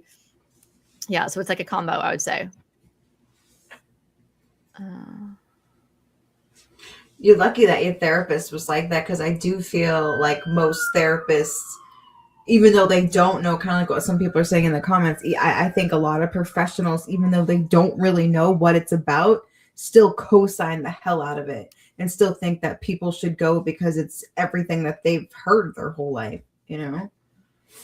Hey, Tara, I have a question. Do you want to read this one and like hold the fort down while I go to the bathroom really quickly? Yeah, no problem. Okay. SSW Custom Sewing said, I found a therapist and just straight up asked, hey, I want to deprogram from AA. Can we work on this? Yes or no? It surprised me how many no answers I was given. Yeah, like what I was just saying to Kirsten is I feel that majority of professionals think, at the least, they think that, okay, maybe AA doesn't work for everybody, but I don't think there are many professionals out there who realize that people would need to deprogram from it. And there's so many things to, I mean, maybe there's more therapists out there that are aware, but I certainly haven't encountered any of them. I don't think that, yeah, on my end, I can't put up any of the comments, but I definitely agree with well, not agree, but I definitely think that someone else even said it too on here. That's not, you're not alone on that. Most professionals are going to be that way, I feel. That would actually be like that should be, you know how like therapists have their different things that they specialize in on their website? That should like be a category, I think, is like deprogramming from 12-step is one of the specialists, because I think so many people are looking for that. That's not a route that I went. I think you can do it without a professional or without any sort of real method, but I think a lot of people want a guideline and want to work with somebody through it. So it would be pretty cool if therapists could. That's my specific, sorry, I keep putting my hands on my desk and then the whole thing gets shaky. So don't mind me. Progress, not perfection. My specific interest, and it always has been, is taking complex information or ideas or whatever and simplifying them and teaching them. What this looked like in my past is that most people seem to have like an anxiety around math. Maybe not most people, but a lot of people. It's very common that people say, I can't do math. But really, I believe it's not that they can't do it, is that they have a story that they can't do it. So they don't really try because they feel like some sort of anxiety about it and then don't put the effort in. So my thing has always been, let me like figure out ways to communicate what I love to people who might feel like a resistance to the information. So when I was in graduate school for statistics, I was a TA at UCLA, and I would teach people math, statistics at college level, right? Who most of them did not want it or did not think they were good at it. So my job, as I saw it, was to share the information in a way that I could get them past their emotional issue, and then we can just have fun with the fucking data, which I loved, right? And so like when I was teaching athletes statistics, all my examples were sports, because now I'm speaking their language. Now they're confused. We're in the sports world. So I really love synthesizing information. And so one of my passions and what I really want to do with this work is I want to keep creating deprogramming resources. I want to synthesize it and make it really easy. And I want to just put it out so that there's the whole like way to move through it, and at least what seems the most logical way to me, like math, right? There's a way to go through it, and that's how my brain works. So I want to compile everything, like, and it's probably going to look like creating like a book or something, because I do have the course and I do have my playlist on YouTube, but I still want to bring everything together. So I'm very specifically interested in about putting everything into a solid way, like a book that you can give your therapist so they can read it on their own time without you having to pay to train them, so they can learn it. Or somebody could get the book and then go through and then like fill things out and like deprogram on their own. So I'm very interested in creating pathways through this trauma or this mind fuckery or this problem, solving this problem for people very logically, very strategically, very specifically. That's my interest. So there is a lot already there, and there's more to come. So those resources don't really exist, but I have every interest, which means I can get my ADHD on board and do the fucking damn thing, right? I have to be interested. So that will be coming. If you have ideas, please DM me. My DMs are open. If you have questions or you want specific things that don't exist, let a sister know, because I have the creative bug still, and that's my interest. I know like Bernie's interest is you do the weekend shows, right? You want to tell us a little bit about that for anyone who doesn't know when you have like like with the harm reduction stuff. Yeah. So it's one of those things, to be honest with you, sometimes like tabling itself is exhausting because it's so much peopling, but I know that it's kind of like what you're saying with the resources. For me, I know that we need more resources where people are actually, using different substances and such, but aren't, because majority of the harm reduction resources that are out there are in places where your average drug user isn't going to go, right? Like the person who doesn't consider themselves an addict isn't going to go to the needle exchange, right? And to get naloxone, like there's just certain things because of the stigma that people don't want to be seen doing. But majority of people who use substances don't have a substance use disorder, but they still need to use safely, especially with the illicit supply that we have out there. So for me, you know, I know that obviously cannabis isn't something that we really need to worry about, but there are plenty of poly substance users out there. When people go out, they like to roll, they like to, you know, take all different things. So I like to go to these events, provide the information, provide the free naloxone, provide the testing strips, and just give people resources, tell them about Safe Spot, which is an overdose prevention hotline that if you're alone, you call, let them know that you're using, and that way, if you know you become unresponsive, they can get help to you. But I just think that we need to have these conversations, because so much of it is just don't do drugs. Drugs are too dangerous right now. You can't do them. Stay away from them. But that's not reality, right? Mm-hmm. Like reality is people are going to use substances. So it's just about having those open and honest conversations. And I would love to be able to get into like treatment centers and in prisons and stuff, but they just have the just say no messaging. Like, well, that's going to encourage drug use, so why are we going to do that? But if we know that majority of people are returning to use, why wouldn't we give them the information, you know? But yeah, that's kind of my special interest. Yeah. And then we have Nydia says, what's up, Nydia? The therapists today are now indoctrinated into the take inventory of your part culture without even thinking of trauma, family patterns, etc. Totally. Kate says, therapists who are uninformed might think that you want to deprogram to drink and they don't want the responsibility. Yeah, people are all bananas about it, 100%. And then D says, Kirsten, what are your thoughts on Cochrane revisiting their analysis from 2006 and 2020 and completely reversing the course on AA effectiveness? I'm not MS stats, but I have taken a few graduate stat courses. Okay, so I have notes on that actually, because that is, where is my, okay, it's not here. Let me see. That's actually, I have a file called Cochrane Debunk. It's a video that I have a lot of videos that I want to make. I haven't made it yet. So when you look, here's some of my notes on that. When you look beyond the narrow abstinence metric, the article shows that AA does not outperform other treatments, not on total sober days, not on drinking intensity, not on functioning, not on life improvement, not on harm reduction, not on relapse severity, not on long-term consequences. In many measured categories, AA does worse. But what they're showing in that study, and I need to look into it further. So even reading that's before I've thought it through all the way, I've just made a lot of notes on it. They're showing that AA shows the most consecutive absence days in a row, but not the most total number of absence days. So they found a way to record it as effective. So what is effective? Is harm reduction effective? Is total abstinence days effective? What they're considering effective is total days in a row abstinent. And so I feel like that's not accurate. That's not everybody's goal. My goal with sobriety, if I'm going to be honest about what I wanted my consequences to stop.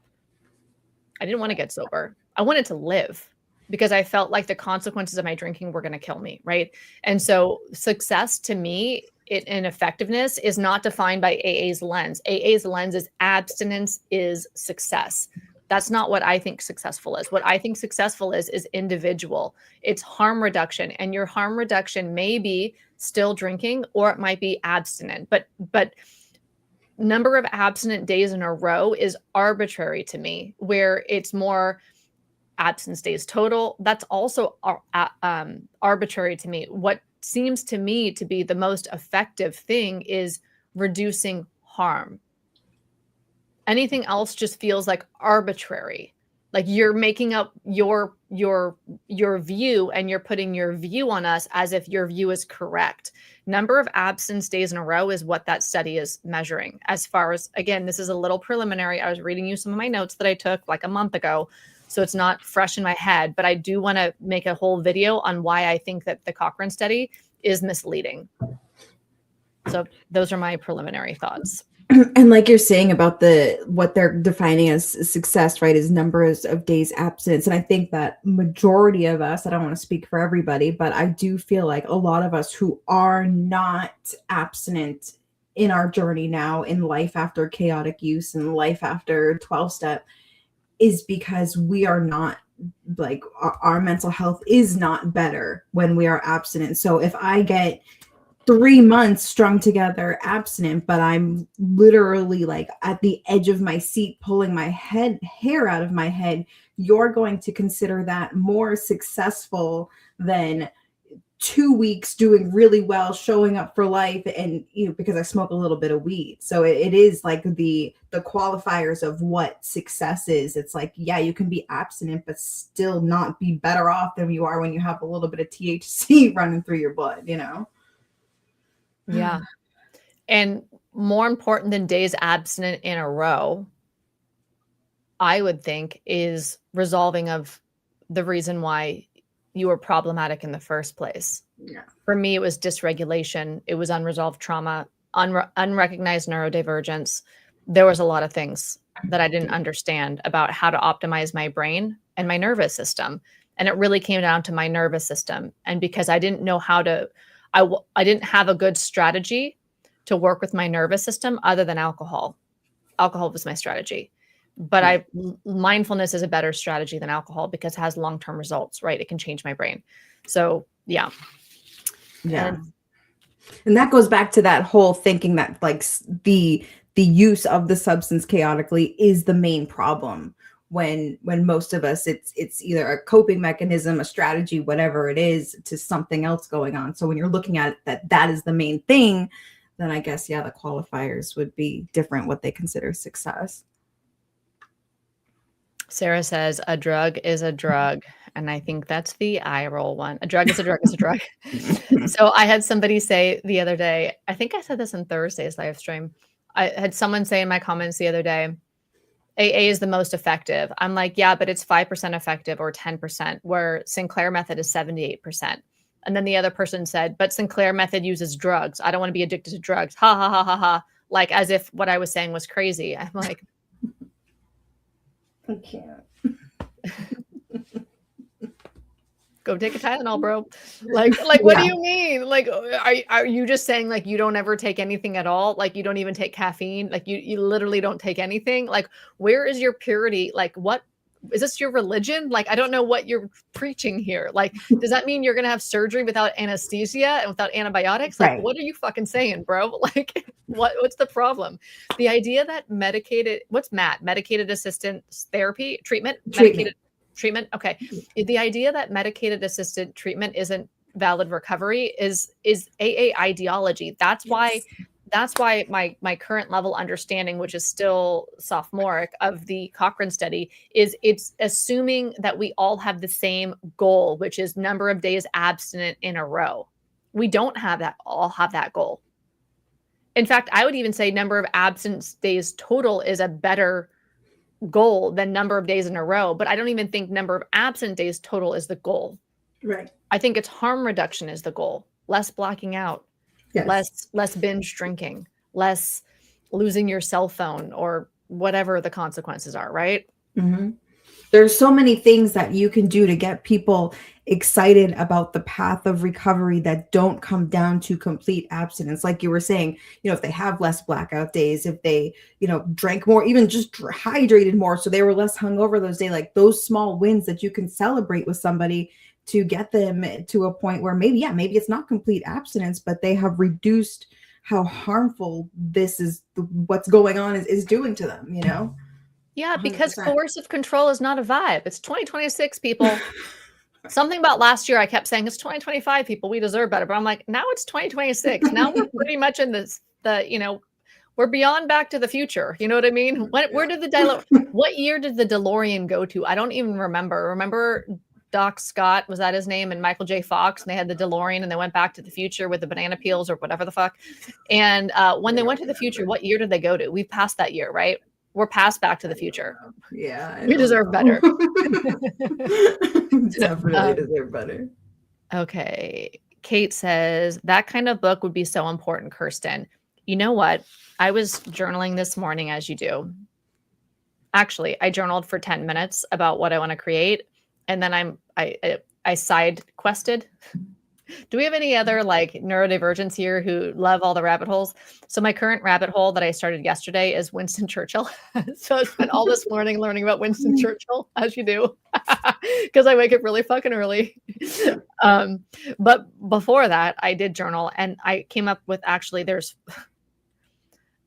I don't know, guys. There's 4 books that I want to write, all on deprogramming, and they're different. And one of them's already written. I wrote it like 7 months ago. I just never did anything with it. So I want to revisit that book.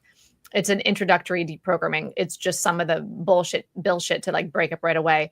I want to do a memoir. I want to do a how-to logical breakdown, which is the one that I was talking about, step by step, like how I would structure it, but go through the book as you want, but in an order. And I think the value of a book versus videos, even though I prefer videos, I prefer it being visual. I learn better that way. The value of the book is that you can highlight it, you can go back to it, you can have journaling prompts and things like that. So you can actually work through it on your own. I think it would be like helpful in addition to therapy if you do therapy, or as its own thing, because then you could unlock yourself, you know what I mean, in your own time, in your own way, in your own pace. So and then I also, because you guys love the culty comments so much, I thought, what if I just have a book that's about culty comments and it's just all of that. And then I go through it. I'm like, that would actually be really fun. And then that would be like a fun way to do deprogramming. Anyways, I have so many ideas and I've listed it all out. And so it's coming. It is coming.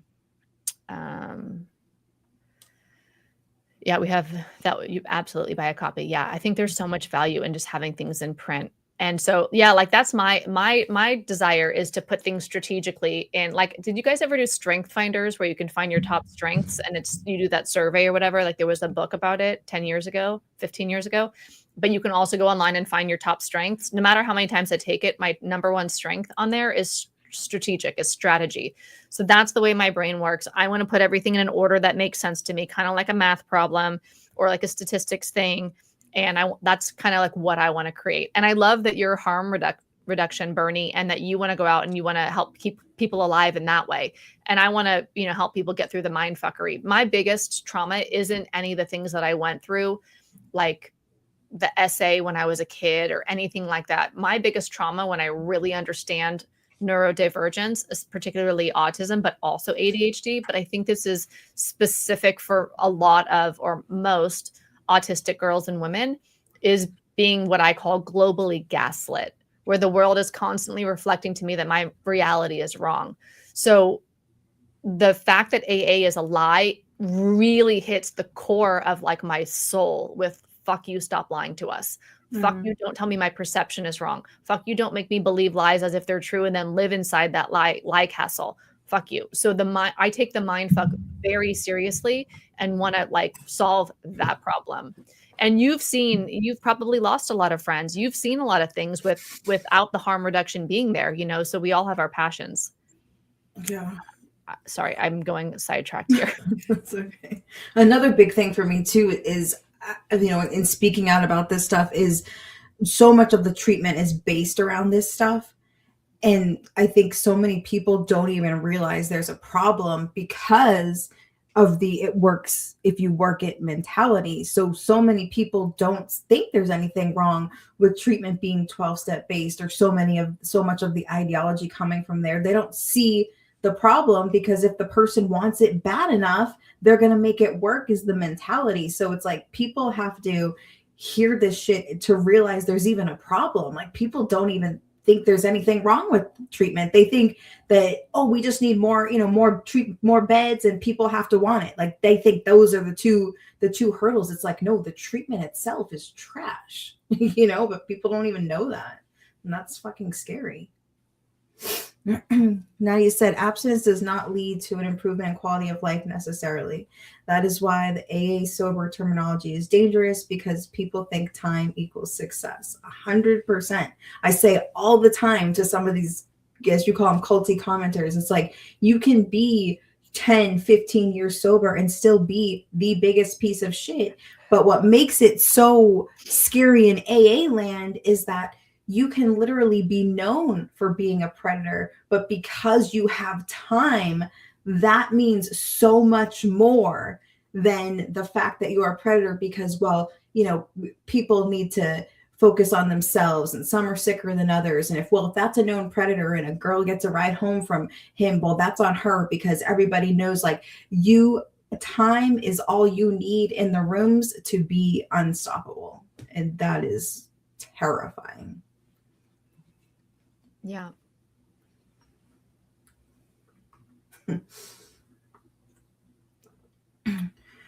Isabella said, I felt like A told me can't even take a Tylenol, yet would find out others were prescribed Xanax and yet celebrating years of sobriety. So much contradiction. Yeah. Just said, love this idea. What is my goal? New concept to me. Relieves so much guilt and shame. Yeah. There's so much more to if I think that I'm commenting on what you're saying with what is my goal, there's so much more to recovery goals than if you're abstinent, because again, I'll say it again, I've already said it, you can still be a trash but shit bag human, but you're abstinent. So what does abstinent really mean other than you don't have anything in your system? That's it. That is fucking it. Yeah. I don't think I could really be fully recovered from even the recovery ideology. I recovered from my alcohol addiction in a period of time. I'm not sure how long that took, but for sure my brain needed to recover from that, right? Even with cigarettes, there was a period of time recovery. I think it takes a couple of years for my brain to stop thinking about the thing that it was once addicted to. And then I don't even have those thoughts. So is recovery when I stop even thinking about the desire or whatever, or the idea like I should drink now because I'm having a feeling, or having a cigarette, so I should I'm feeling frustrated, grab a smoke. So it's a period of time, but I wasn't able to be fully recovered from even some of the concepts in AA until I realized I'm neurodivergent. And I realized that some of what they said I needed to be in forever recovery from was fundamental to my wiring.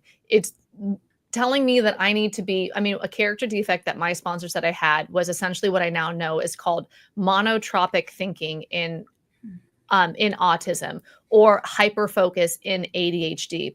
It's same. They also call it special interest, but I don't like that term, but it's the same thing where one track mind, obsession, there's many different words that point to what I would call a very strong ability and capacity to pay attention to something for a very long time when it's of interest, that it becomes like a loop of being rewarded with dopamine and other neurochemicals, where neurotransmitters, where I can stay focused on a topic of my interest, like this morning on Winston, right? Whatever, Churchill, but whatever it is, like deprogramming is a very strong interest of mine. And so, where was I going with all this? Completely squirreled out. Oh, my sponsor called it a character defect. And so I'm supposed to pray away it. And we didn't call it monotropic thinking. And so I'm doing all this work, and it's going to work if you work it. But so I'm in this so-called recovery model. I'm in this religion that's telling me that fundamental parts of how I'm wired are wrong and need to be given to God and prayed away and written on and inventoried on. And I need to go against the stream. I need to swim upstream against the stream, raging rapids. I need to do all this effort instead of just letting go and being who I am. And until I got popped out of AA ideology, I couldn't actually find full-on self-compassion, self-acceptance, and I guess even peace, because I was forever trying to work on something that's not going to be worked on. That's like me inventorying my bones and trying to pray my bones away, or trying to pray my heart away. And it turns out if you don't have a heart, you can't really function, right? So if I no longer have a nervous system, I'm not going to be alive, but I'm trying to pray away fundamental parts of myself as if there's something wrong with me.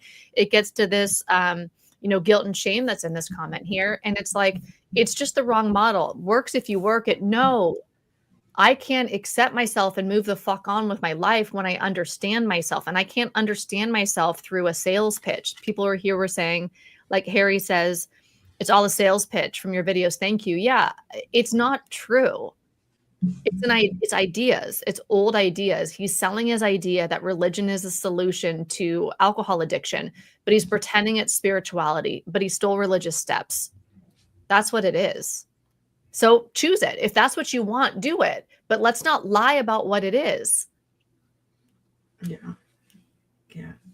Like Isabella said, you said your monotropic thinking is your superpower. And I know a lot of us appreciate all of your research and time that you put into everything that you do talk about, because I'm interested in it, but not I can't sit down I can't sit down very long, and focus like that. I just can't. But I love that you can, and I love the way that you break shit down, and it makes it easier for me to listen to it and to understand it, even though it's something that I've been talking about for a long time. It's like, oh shit, there's more to it than just like these couple things. It's like there's even more to support this, and then it's just like it makes it that much more exciting. So I definitely agree that it's your superpower, not your character defect. I was literally praying it away. How fucked up is that? And I tell my story not because it's going to be yours, although it might be yours as well, because I know there's a lot of what's called ADHD, big A, little U, big DHD, like ADHD and autism. There's a lot of ADHDers out there who realized that they were identifying with other ADHDers inside 12 step, and then they leave and we're like, what the fuck, And so I realized that my character defects that my sponsor told me I had, that are actually fundamental parts of me, I know a lot of you have that in your own way. So it might be because you've been assessed as bipolar, or you've been assessed as this or that or whatever. And so some part of you that is probably more fixed, although I hold it all loosely because there's neuroplasticity, but there are parts of us that are a little more fixed than others. And if we were told they're defects, and we're on a hamster wheel to nowhere. Mm-hmm. And we're wasting our time, when instead we're in the wrong model. We're in a 1930s religion instead of modern medical science, which it's so much more helpful for me to understand I have monotropic thinking, and then just go into it, just be how I am and not worry about it, not try to get rid of it, but embrace it, and know that I can literally write down 4 ideas for books that I want to do this year and that I can bang them out, and I might not get to all of them, but and to just focus on the thing you want to focus on, and then not worry that I'm, in AA, they're like, it's an obsession and obsessions are bad. Okay, that's like me telling you that being over 5'7" is bad. Like, well, what the fuck are you going to do when you have a mind that's really good at focusing on one thing for long? Don't pathologize my great ability to pay attention. You know what I mean? So we're getting pathologized for our natural traits, or for our neurodivergence, or for our mental health conditions, or whatever. Not everything is to be pathologized. And I don't like the whole pathology thing anyways. Yeah. I think we see substance use disorder itself get that way too, pathologized. And I don't think it's helpful for anyone, honestly, but it's just my. Yeah. Kate says, I have monotropic thinking and was told it was an obsession, and replacing it with alcohol, whatever I was obsessing about. Yeah. I can definitely see them saying and thinking that. Bonnie said, balance is the most important thing in life. AA wants you to only bow down to and revolve around them. Totally. And then it's like, when I know for me, when I kept going in and out and trying to do it the right way, because it works if you work it, and I just got to figure out how to work it right, I kept taking on these new commitments, these new things, doing all, and it's like, it just wasn't sustainable. Like, living that type of life was not, I had no time to myself, I was always doing all of these things, and it's just, but like you said, bow down to and revolve around them. Yeah, they sure, I know people think it's not like that, but there are plenty of groups that it absolutely is like that. Dale said 5'8" must be a devil.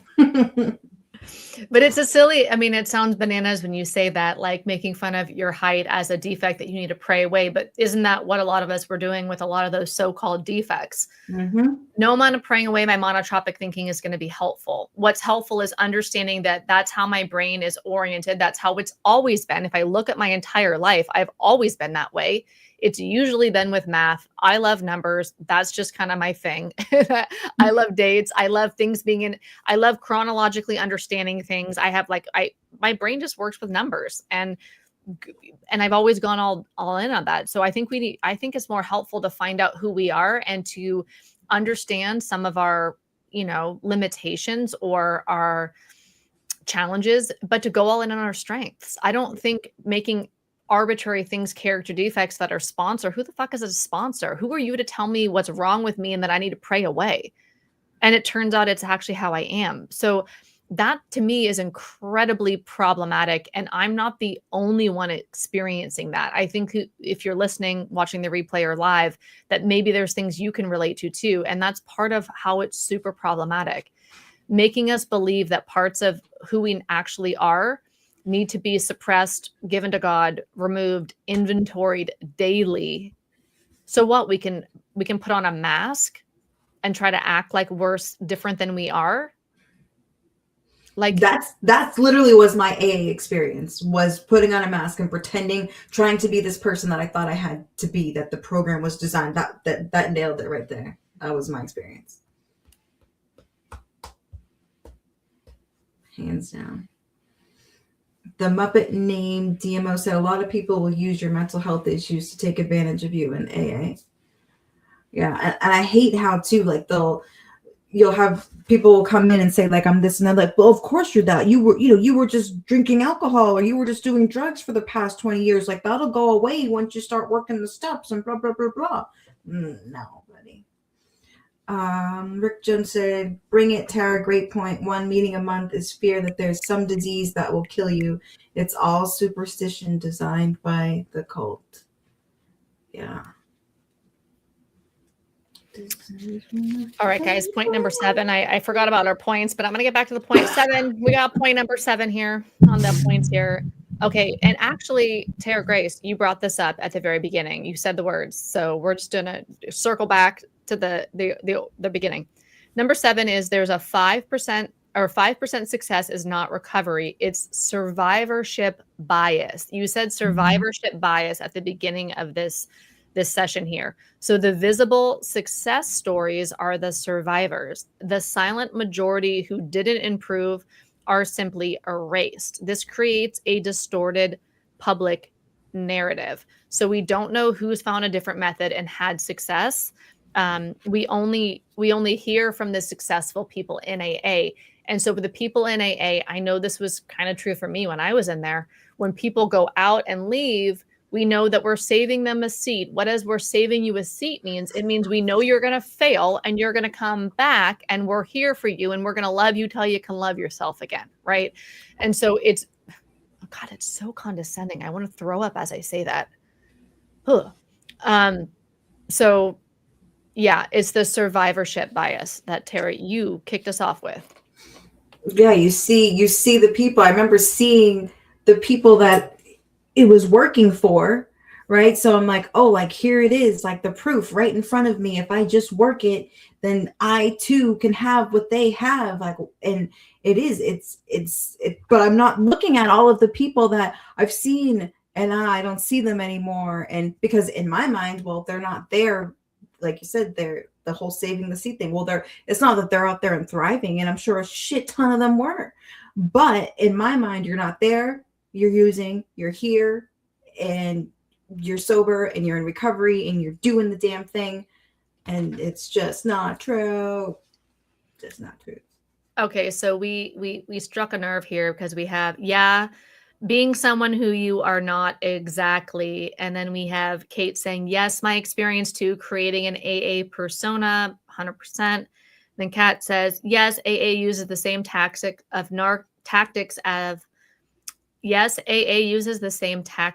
narc abuse and coercive control that abusers in abusive relationships do. Yes. And then Isabel says, oh, geez, I used to have to fill out a 10-step inventory daily, and it was on an email chain. So I messed up. Like, I would never have time for that. Now I'm a mother of 2 kids and have a life. Yeah. Nydia says, my AA experience wearing a leash around my neck, like one of those electric fences for dogs. Yes.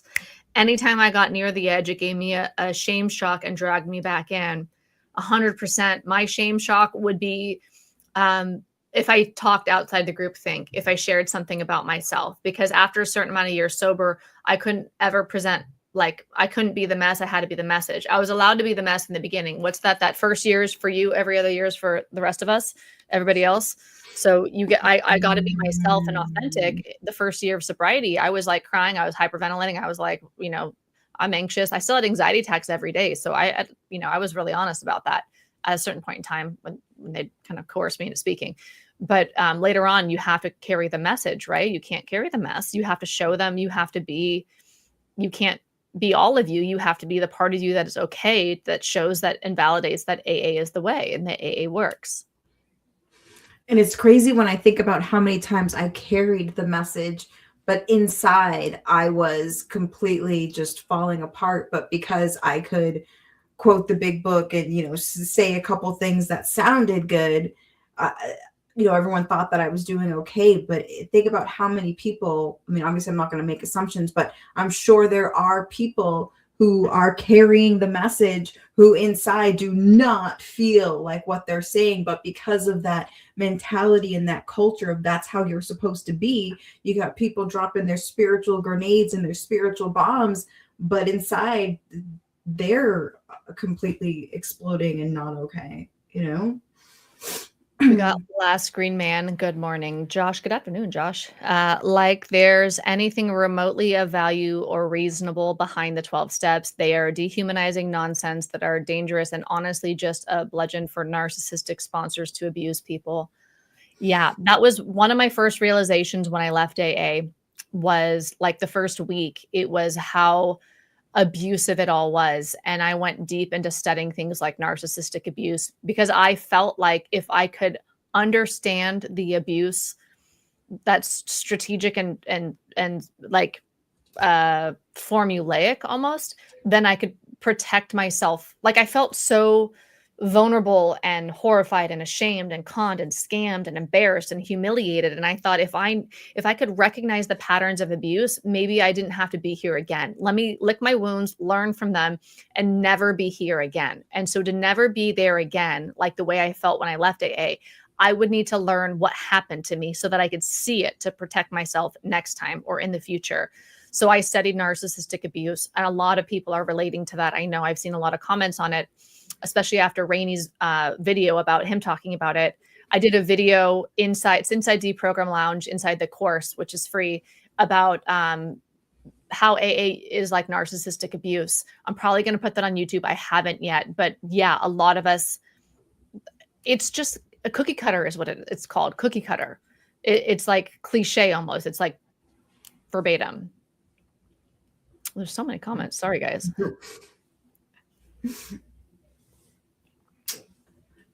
Nadia, I'm not sure if I'm saying them right, but Nadia says, what is working it?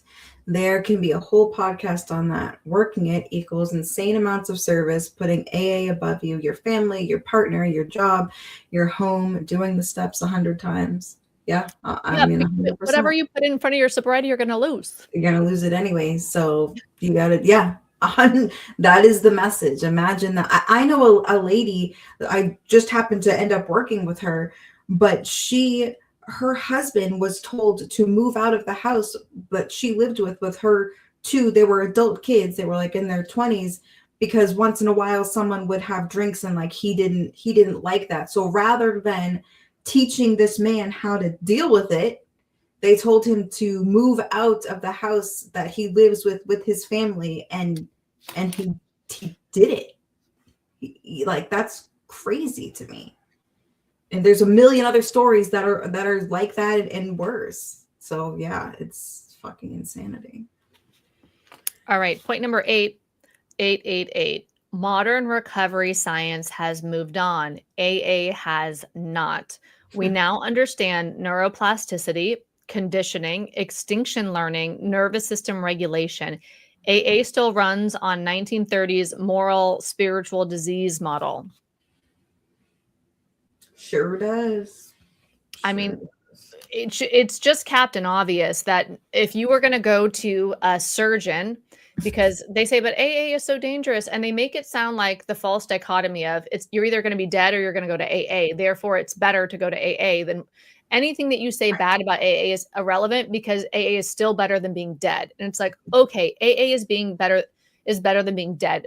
most of us, probably not all of us, most of us can agree to that. Life is better than AA. I mean, dead. But it's a false dichotomy because you're not choosing. There's more than two doors. The doors aren't death or AA. There's a lot of other doors. There's one called Sinclair motherfucking method. There is one called spontaneous remission. There was one called smart recovery. There was one called do not join the cult religion. Yeah. Yeah, just heal is one option. Okay, so then number 9 is no legitimate medical treatment will be allowed to perform this way. Imagine if 95% of the patients fail and the protocol blames the patient.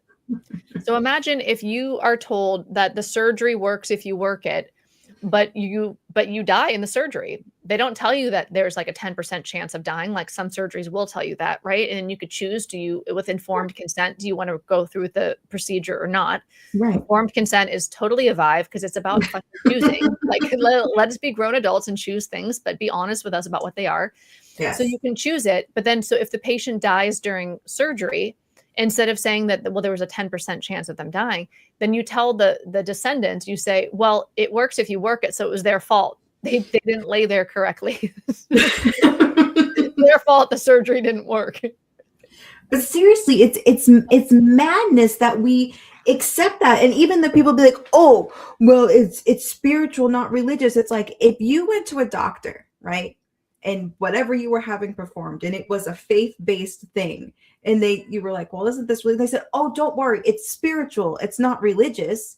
Like if it was a spiritual surgery and not a religious surgery, would you still be okay with that? No, but we accept it just open and shut when it comes to substance use disorder. Like it's not even questioned. Like I was saying earlier, people don't even realize we have a problem because it's just so accepted to blame the person for something that has such an extremely low success rate. It is completely normalized to blame the person for not wanting it bad enough. Like, I mean, okay. It's so ridiculous. That's like blaming, I don't know, like there's hardly anybody's in the Olympics, right? Out of all the people who are athletic or out of all the runners, there's hardly any of them that are in the top 5%, right? Only 5% of them are in the top fucking 5%. But AA, it's not even like the top 5%, right? It's just 5%, which is also very similar to spontaneous remission, meaning doing nothing.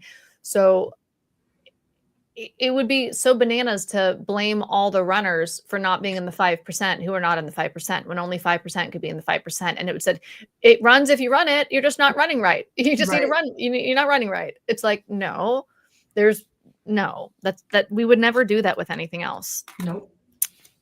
Sure won't. Sure don't. Sure don't. Sure wouldn't. Sure won't. Oh, goodness. You better work, bitch. You better work, bitch. Now get to work, bitch. Any other Britney fans, or are we just on our own vibe here on Bernie and Bestie? Weekend with Bernie, Bestie, and Brittany. It's Bernie and Bestie, bitch. Oh my God, should we change your show name? It's Bernie and Bestie, bitch. That's cute. I like that, but the algorithm probably wouldn't. Oh my God. Nydia says, but I felt dead in AA. Yeah. Yep. And Sarah says, oh, but the spiritual death, that's worse than the death I've heard.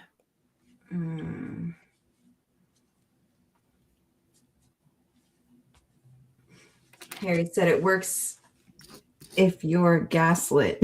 Embarrassing. That's, I mean, my opinion is that must be the people that it works for. I don't know, obviously, but if so many of us it doesn't, then well, I don't know, but yeah. It's wild. You sound like the other Bernie with the 5% of the 5%. I don't get it.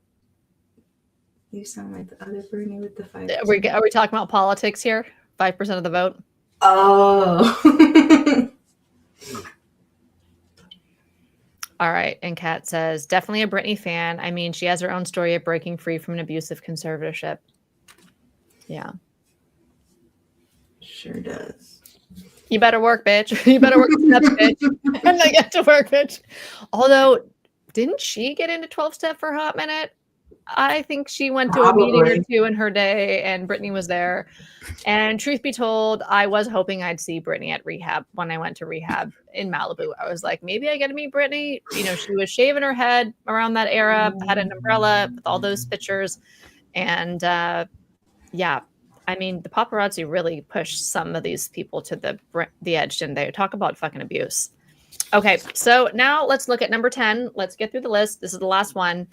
Okay, people don't fail AA. AA fails most people. Quietly, systematically, predictably, and then it tells them it's their fault.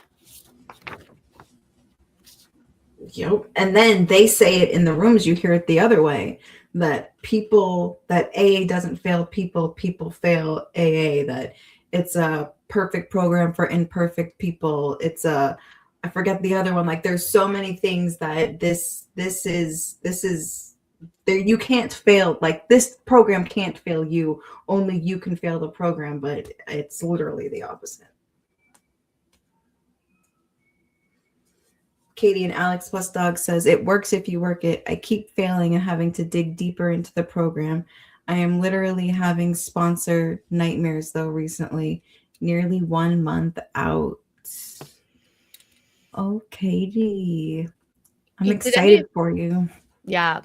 Did any of you guys see the Christmas special I did on Sobriety Bestie YouTube with Carrie, where Carrie wrote this one where we're like, I'm dreaming of it. And it's supposed to be like kind of like a white Christmas vibe, and we're wearing Christmas outfits. And then she goes, an AA meeting. And then we wake up like panicked. The reason why she wrote that as the beginning to our little comedy skit is because she literally, when we got on the phone to talk about what we were going to do for that video, she literally had an AA meeting the night before and woke up and was like, freaked the fuck out. So I was like, well, we should write that, because I think that's relatable. Like, some of us like leave. Like, I remember when I got sober, I had drinking dreams. Like, for the first, months or years or whatever, I'd have a dream that I was drunk, and I'd be like, it's all a lie. And I'd wake up and be like, wait. And then do I go to the room and tell them that I drank? And it was like this weird panic dream. Yeah. But then she had a dream. She was in an AA meeting and freaked out. And for those of you who don't know, Carrie was in AA, I think, for 36 years and left about like 5 years ago. And we do like monthly little podcasts together. But yeah, she had a dream 4 or 5 years after leaving AA that she was in an AA meeting, and it kind of freaked her out. Nightmare. She really was dreaming of an AA meeting. Bonnie saw it. Yeah. So that was true facts.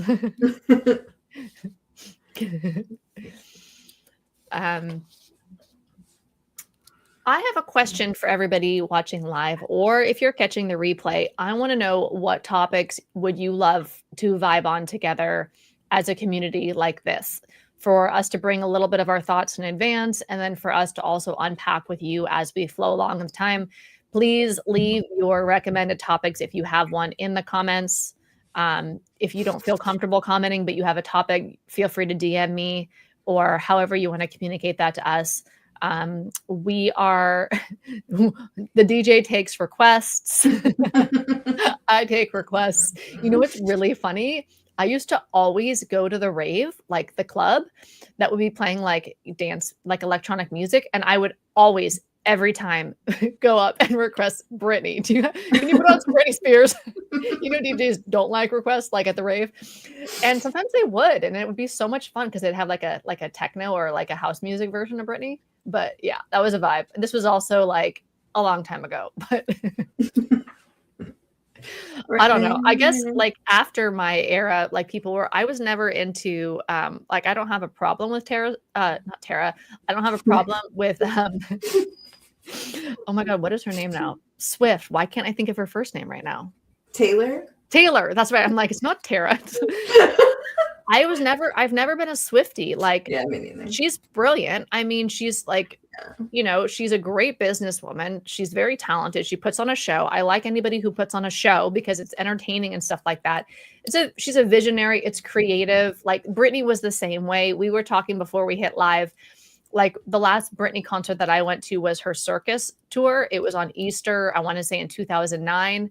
And it was a show. She was like the ringleader. She had like, you know, the whip and circus, like she's training the animals and the whole thing's done up. So I like people who put on a show.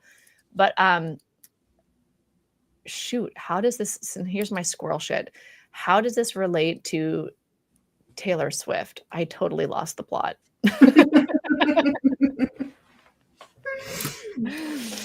There you go. This is what you won't see on my channel in the edited videos, because I just edit out the part where I'm like, what?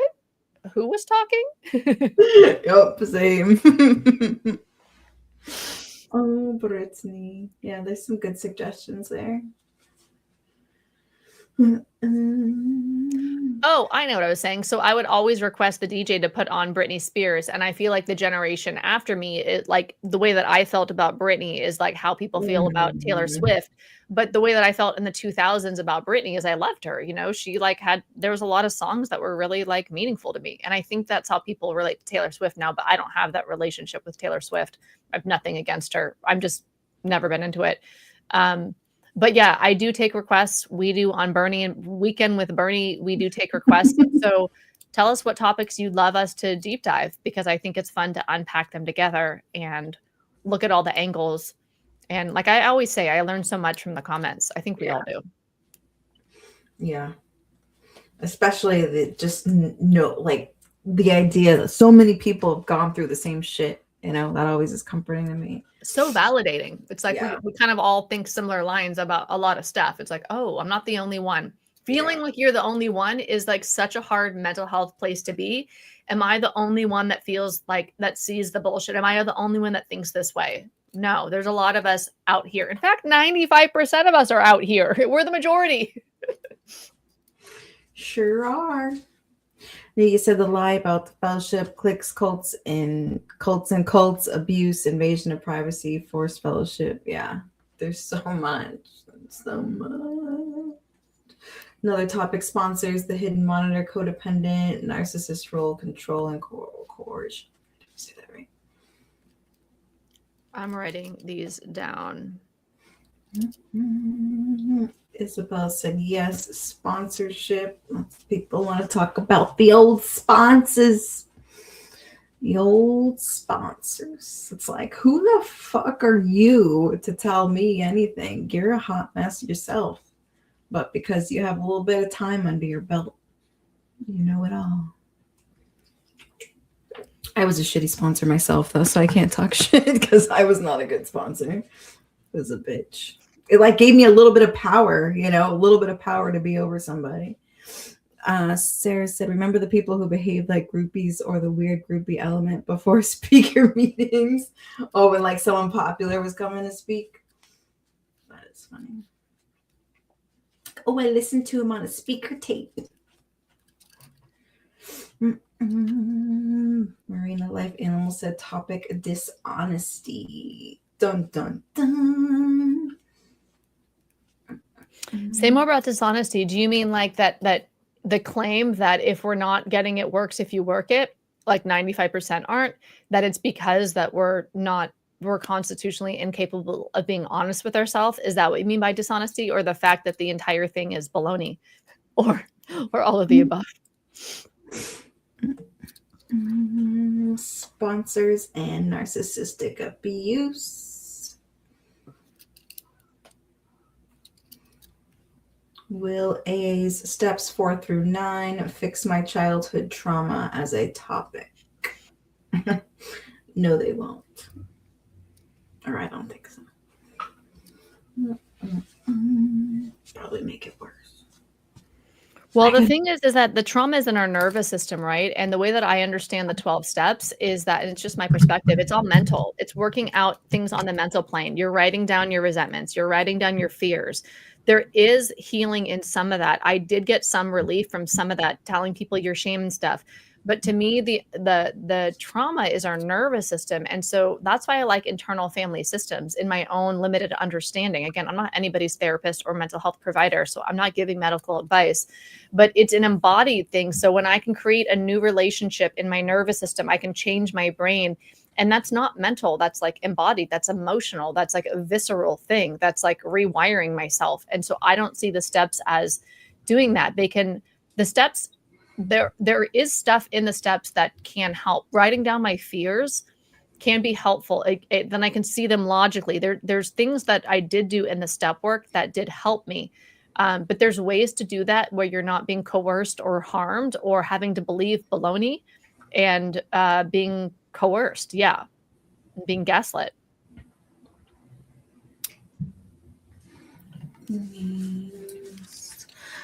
Topic: how grown-up registered predators are allowed contact with minors at AA meetings. They cover up when the old timers on Megan's Law.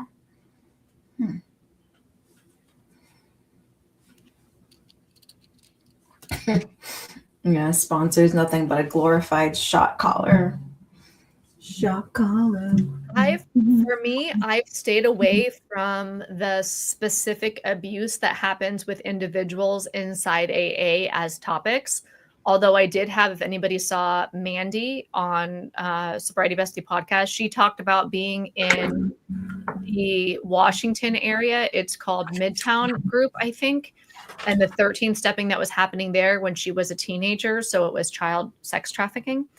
And that was an AA. But I generally stay away from the harms that individuals in AA do.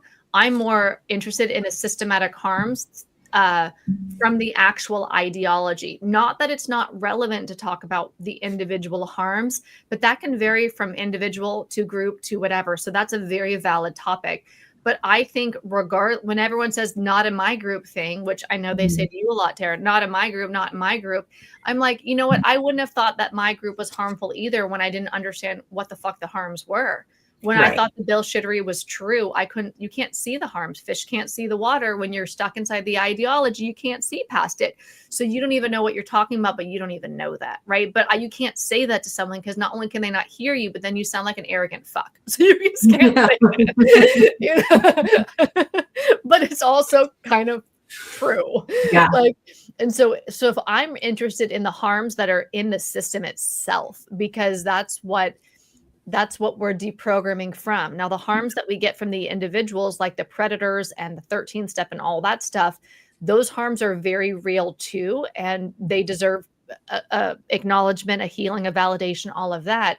And then AA does systematically, a lot of the time, protect the predators by saying, stay on your side of the street. My sponsor literally said, when I said my friend was SA'd, my friend was raped by the predator, that I warned her about the predator, and then it ended up happening anyways. I couldn't stop it from happening, right? Even though I warned her, but I saw what he had been doing with people, and I warned her, and then it happened, and then I was really upset, and I went to my sponsor, and I told my sponsor about it. I was really upset, and my sponsor said, stay on your side of the street, and she literally said, I've said this once before, but it's so disgusting. She said, you don't know what God is doing with his dick. That might be how she gets sober. And I was just horrified beyond belief.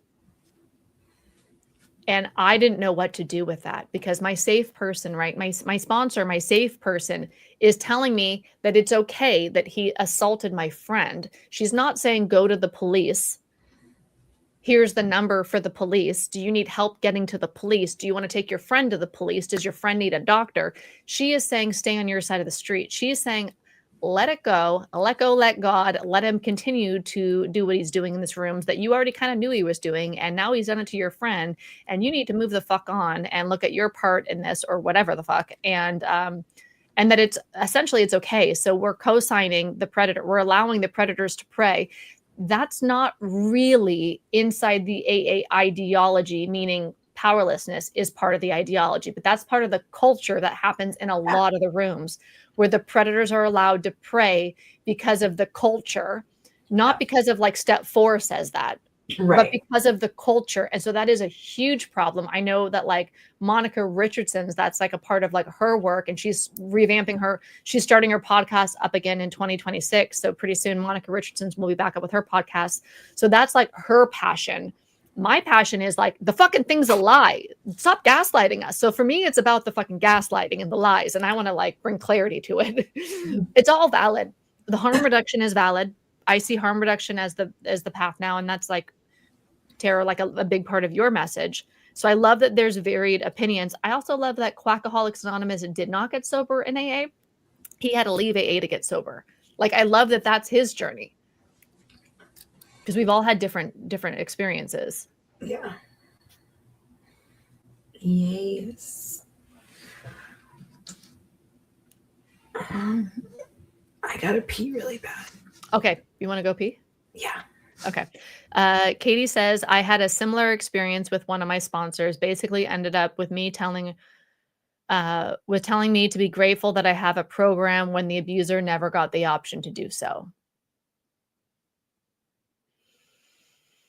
There is so much that is not okay that happens. And so many of us, I'm sorry that that is your story. And there's so much that can be fucked up inside the rooms, 100%.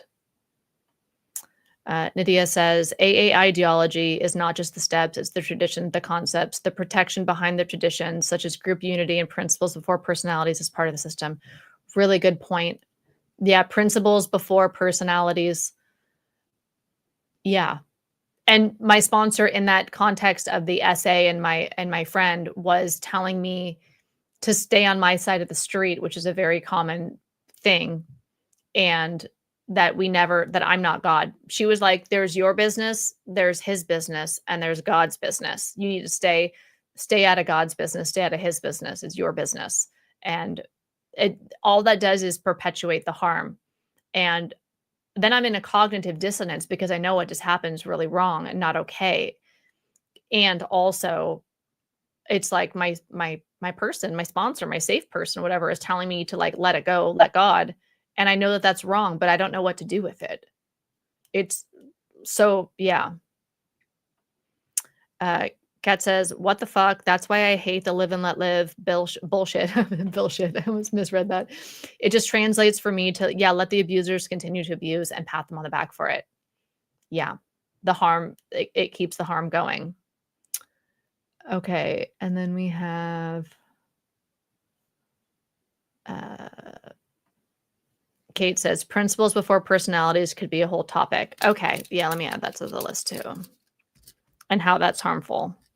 Principles before personalities. Ugh.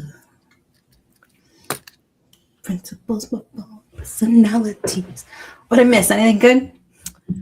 Kind of more talking about how the harm and abuse is perpetuated at the individual level with different predators inside the group.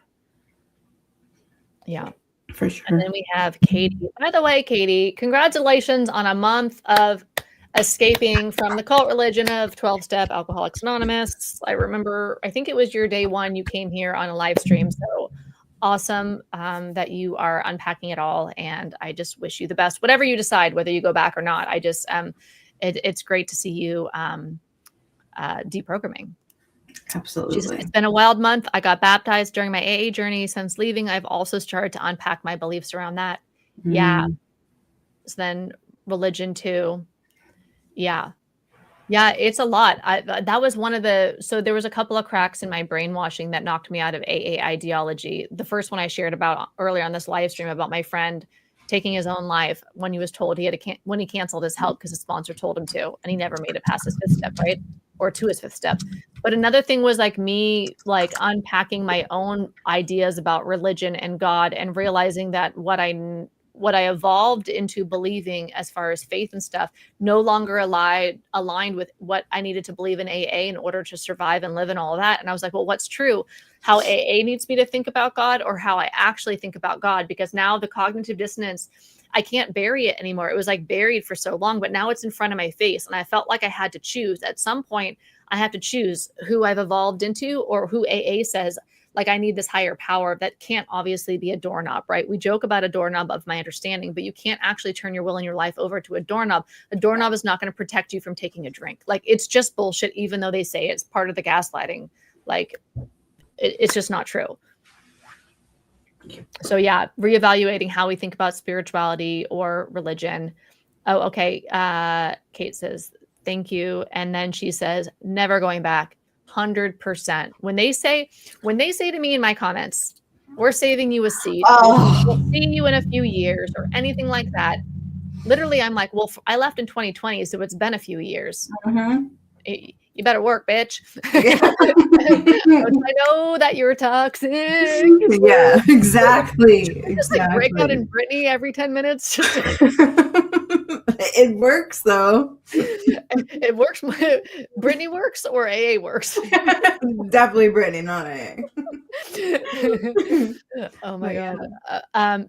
Never going back. Yeah. So when they say to me, when people in my comments, like from AA, say we're saving you a seat, or they say we'll see you in a couple of years, or AA, even though you're anti-AA, we'll still be here for you when you come back. We'll accept you with open arms. Anything like that. Literally, what I type them back, because it's how I think about it. It's my perception. It's how I feel.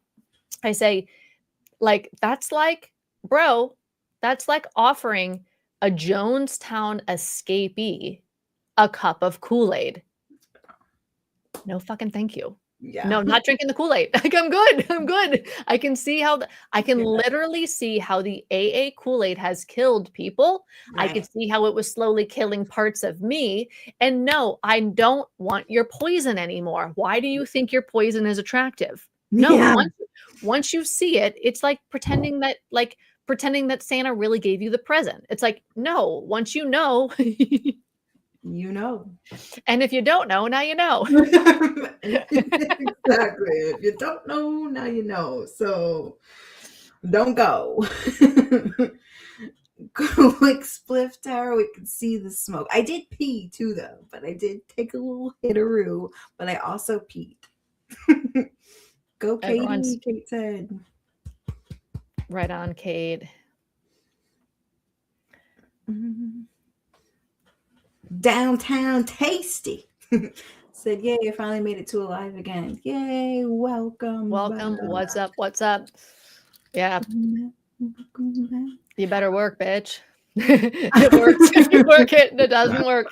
Okay, so the new phrase, I want to make a whole like video or PDF or something about AA propaganda and like what they say and what reality is. The AA propaganda is it works if you work it. The reality is it works for 1 out of 20 people. If by work you mean abstinent for 1 year. Not if you mean resolved trauma, not if you mean like your mental health is doing better, not if it just means you could be white knuckling it, you could be locked in your sponsor's basement. Yeah. With a Zoom room. It's wild. Blue Butterfly said, I would like to hear how all these AA ways are also evident in other known cults like Scientology and Nexium. Interesting. Okay.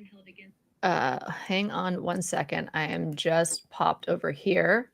So I'm going to post, does this link work? If I post a link, can you click it? I don't know how this works.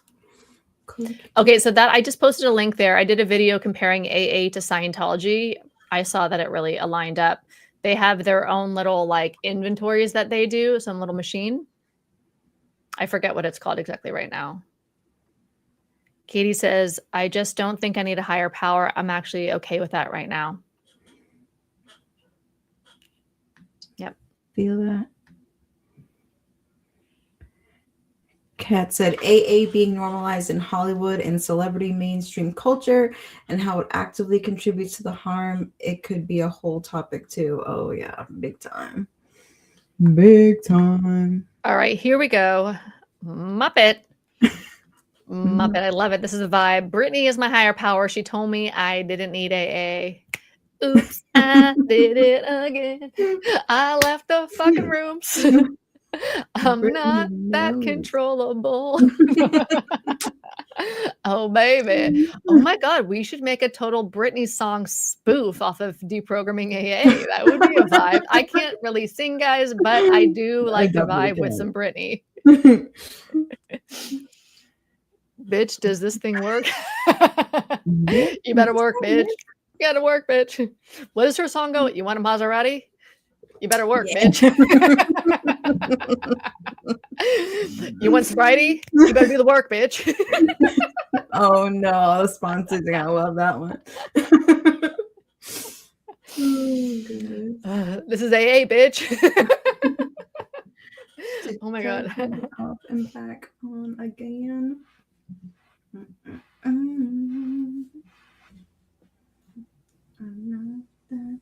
Hi, Melissa. Melissa said, I never went to meetings. I just can't get behind the way AA stigmatizes people who use MAT. Yeah, they sure do. I mean, you'll have some people who will say it's an outside issue, and then you'll have some people who stigmatize the fuck out of it. You know, for the most part, I've seen the stigmatizing part. Kate says, I don't think Alan Ross gets that AA is a cult, unfortunately. Who's Alan Ross? Is that paint guy? You know, the guy with the afro who paints, like his big hair? That's Bob Ross. Oh, sorry.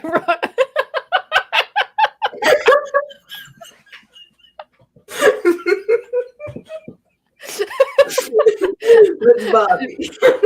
My brother just gave my mom, I guess it's Bob Ross, a Bob Ross thing in her stocking for Christmas. So maybe that's why something. Bob Ross knows about the cult. Bobby. Oh, it's funny. Oh, it hurts my head, Bobby. Nydia says, it works if you have a complete identity change, become a cult puppet, pretend that there's no other issues going on, live and breathe in the rooms, and become brain dead. Simple. It's a simple program. David says, I guess I have another character defect as I'm jealous as hell of you people walking away from AA while I'm stuck going because of the sober house I'm temporarily stuck in. But I hear that. I so hear that. And the coercion is fucked up 100%.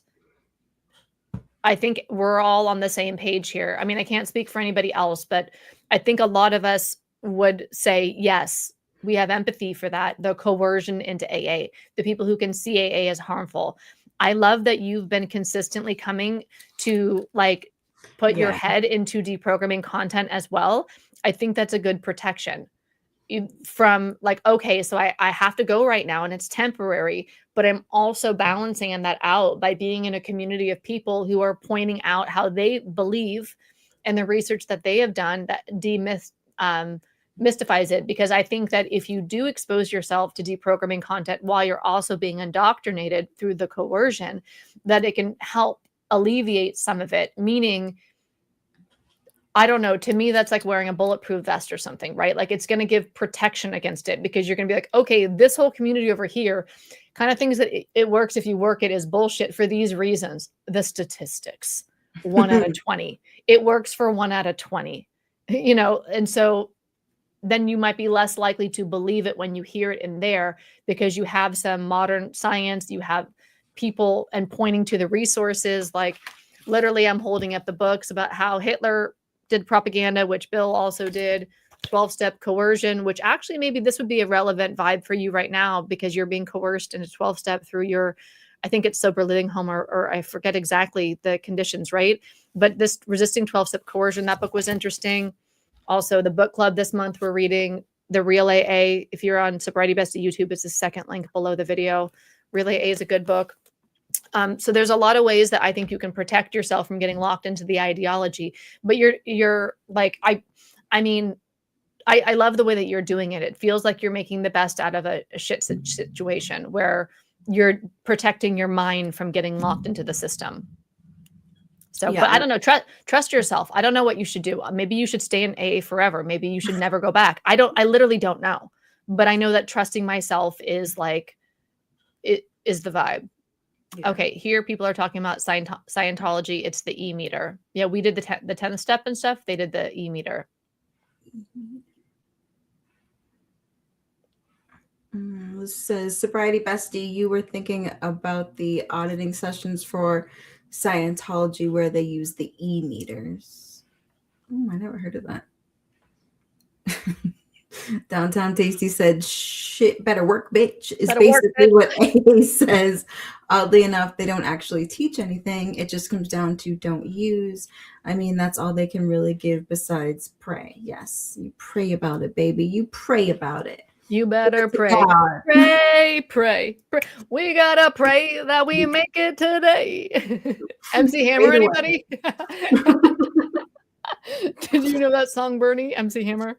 I know like one MC Hammer song. and Too that's not the legit. one. Too legit to Oh, I have heard that. I pay. have heard that. Yeah. Did anybody have MC Never Hammer heard that. pants? Was it only me? Can I get a witness? I did.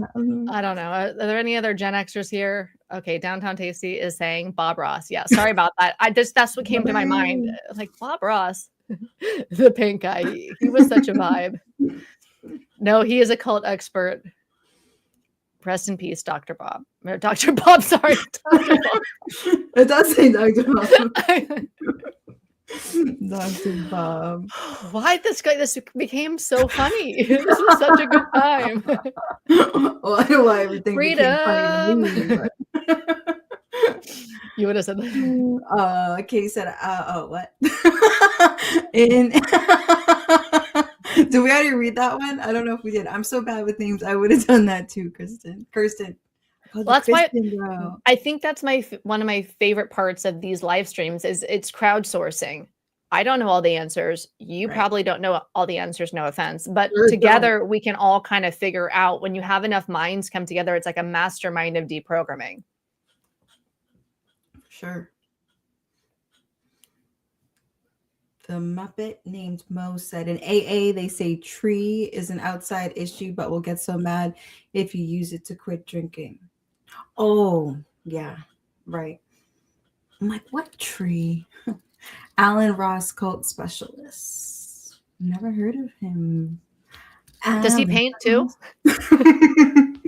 He paints all the cults. Alan. Okay, so here's the conversation. AA says, "You better work, bitch. Do the work, bitch." And then the deprogrammer says, "Don't you know that you're toxic?" Like one of those battles. Oh, I just got a fluffy. Oh, I got Somebody lots of stop fluffies. me. Turn the live stream off. I've lost my mind. Oh, goodness.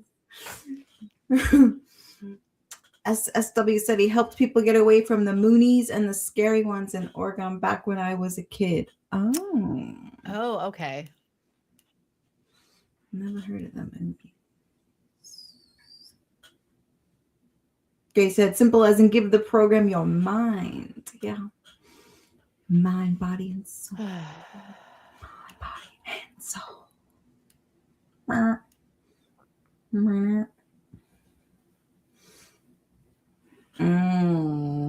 Cassandra said, I always wondered how your families feel about deprogramming. They usually get indoctrinated too. Yeah, my mom was definitely indoctrinated, and definitely, even though she never went to a meeting herself, she heard the things and really believed that if I was going to meetings, I was okay. If I wasn't going to meetings, something was wrong. And it took her a while to understand that I was going to be okay. She still gives me shit. No, not as much. She's been probably good for about a year now about me and the cannabis thing, but she used to always just be like, I wish you could just deal with life sober. Like that's how she would always say it. But yeah, she had to go through some stuff. I actually sent her Undoing Drugs, that book, and she came around a little bit. Like she started to understand it a little bit differently. But she's still got some deprogramming to do for sure. For sure. Downtown. It's like, no, go ahead. No, I was like, I don't know if she wants me to read. I always thought Scientology auditing was just like a fourth step. Yeah, once I did that. So a lot of people were saying to me, oh, AA is not a cult, because I did an AA is a cult playlist on Sobriety Bestie YouTube. And people are like, AA is not a cult. AA is not a cult because of this. It's not like Scientology. It's not like Scientology. People kept commenting, AA is not like Scientology, because we all kind of know, I'd say the majority of the people mainstream is Scientology is a harmful cult, right? Yeah. And so then I went through and I looked at, I did research on what Scientology is, and I compared it to AA, and I made a video yes, AA is like Scientology. So then I could just reply. I basically for a while was making videos that could be like clapbacks to like random ass comments like AA is not Scientology. I'm like, thanks for coming. And I just like post the video or whatever. Not exactly thanks for coming, but yeah, I was like, actually it is. And here's how. Yeah. Evolving said these two are vibing tonight. Vibes. Yeah. I mean, one of my favorite memories of Britney Spears is my boyfriend at the time lived in Oakland and we just broke up. And I was driving back into San Francisco across the Bay Bridge. And I was blasting Britney Spears as you do during a breakup in like the year 2000 or whatever, or 2003 or 4 or whatever it was. And it was her stronger, right? And I was like, I'm stronger than yesterday. Like, and it just felt like a woman's empowerment. Like, and I was crying because of my breakup and I'm driving on the bridge and I'm singing with Britney. And yeah, that's the vibes. Maybe that's how people feel about Taylor Swift now or other people, but she was all the vibes for me. I don't know why Britney took over this. Probably because it's like, you better work, bitch. You better do the steps, bitch. Do the steps, bitch. Cotton out of your ear and in your mouth, bitch. Get 2 commitments, bitch. Right? Oh my god. It worked so perfectly. I feel like I have fluffies in my own. Oh, we're at MC Hammer pants. Kate, millennial, but yes, had the pants. Yes, I did have the pants. MC Hammer pants. Oh god, Yeah. so many people had the pants. Kate saying just you, Kirsten. I think I was in high school and I had the MC Hammer pants. Do you guys know what MC Hammer pants are? They like puff out really and they kind of peg leg a little bit, but they're not the peg leg that you had to peg yourself. Does anybody remember pegging their leg? In the 90s, we pegged our leg on our pants, but the MC Hammer pants kind of puffed like parachute, but then they pegged on their own, I believe. And then you kind of, with your legs, you kind of move across, right? Can't touch this. I can't touch this. That's like for abstinence, right? Can't touch this. Can't touch this. It all works. Oh, sure is.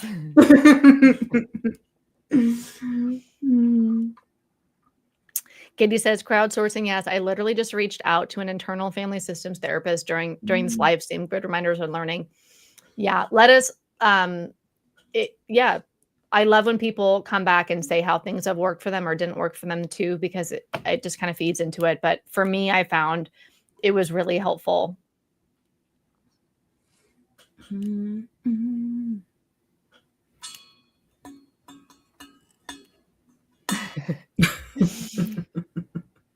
Having Miami Vice flashbacks with those pants. Yeah, I remember Miami Vice. Was that Don Johnson? Like, oh my God.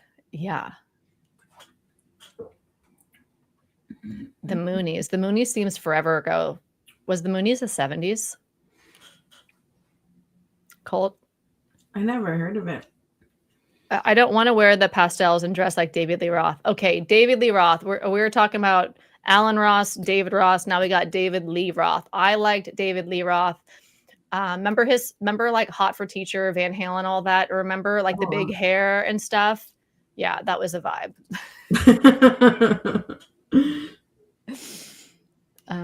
Parachute pants rolled. Oh yeah, the Britney movie Crossroads. That's right. I was like, so I feel like there's only 2 brands that I've ever been like obsessed with, and I would say I'm currently not obsessed with either, but that they were like my brands, like ride or dies, and it was Britney and Starbucks. Those were like my 2 brands.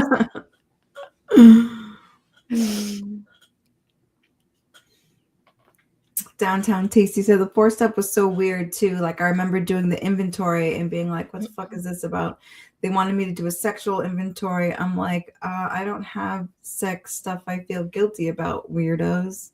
Yeah, the sex inventory thing was weird. It's very weird. Yeah, and it comes from, as far as I understand, like Frank Bookman's influence. So what I understand from what I've read, and this is alleged, so let me be clear, I wasn't there. I think he was into boys, but wasn't very clear about it because he was like a kind of like a priest or whatever. And So, I mean, he's a 40-year-old man who's living with the 18-year-olds at the Oxford, like in their like fraternities or whatever, hanging out with all these like college boys. They were kind of basically boys. They weren't very old. He was twice their age or whatever. Kind of weird. And he had all these like sexual hangups and stuff. And so that came into his Oxford group religion. And then Bill got sober in that group for 2.5 years. So I think that's where we got the sexual inventory from, because it was like sinning and sexuality, which doesn't have a whole lot to do with like being addicted to a liquid. In my case, it was alcohol, right? But yeah, so I think that's Frank Bookman's like weird situation. Can't touch this. Can't touch this. Now, why would I ever stop doing this? No, I didn't. Peg their own legs. Yeah. Bueller. Oh my God. The comments are so funny. Peg leg during the robot. Oh my God. Love it. Is it true that there's less and less Gen Alpha and Gen Z buying into the 12-step bullshit? That's what I hear. I heard Kate say that compared to other generations previously. I think they may have heard somewhere, but I don't know if it's true. Yeah, I think we're getting wiser. Like my perception isn't reality, but I just think that we're evolving. Well, we are evolving. We always evolve. Like society and culture evolves. And there was the time where we thought cigarette smoking was okay. And the doctor said Camels are the best, right? And now we're like, whoa, okay, bro. But there's like consequences to the cigarettes. They're not without harm. So just be informed consent. You might get cancer. Most people don't, but some people do. Just know, bro, that it's not totally safe. So I feel like as we're moving in that direction, which we will with AA, it'll move into informed consent, and maybe it'll implode, meaning everything has a lifetime, right? There's a period of time where something like a life cycle. And I feel like we're over the midway section of the life cycle of AA. Like there's the early adopters, Bill and Dr. Bob, and then it like picks on, gets popular with all the propaganda and stuff with Marty Mann in the 40s. And then things like N, they have a life cycle. And because it's not based on modern science, because it's a con, it's a snake oil thing, in my opinion, people will catch on to that. There's more and more people feeling liberated with their voices to share their truth and their stories on the internet, like we're doing right now. But like you are also doing in the comments, even if you have an anonymous YouTube account or Facebook account and you're commenting anonymously, meaning it's not your face, it's not your actual name, you're still leaving your voice here and people are going to see that. So people are going to start waking up, I think, from feeling that we can actually share a story and tell our truth. People will see it. And if everyone keeps pointing towards, a lot of people point towards this group is harmful, is going to make people think twice. I've also heard that like Gen Z isn't drinking as much. It's expensive. Mm-hmm. And for other reasons, but I also hear that they're not drinking as much. Wow, scary. I think this is too, that you can get arrested for pegging your own leg. This is scary. Scary, very scary.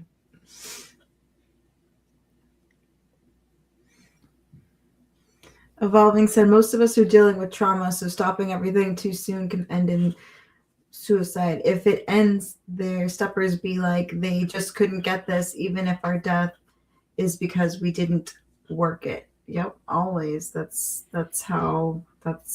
you see it all the time. Like I say, like I think anyone who's been in the rooms for any amount of time knows somebody who has taken their life and has heard the steppers say they just couldn't get this, and the whole, they die so you can live, like all of those things that they say to try to make sense that this is happening, Like Victor of Quackaholics Anonymous was literally told multiple times, like, some have to die so others can live. You're in the category where you're going to have to die so others can live. I mean, how brutal is that? No wonder why he like bounced out there with such like anger for the system, because it's so messed up. And so that inspired him to share his voice, amongst other things. Yuki says, can y'all say hi? What up, Yuki? What's up? Hello. Hello.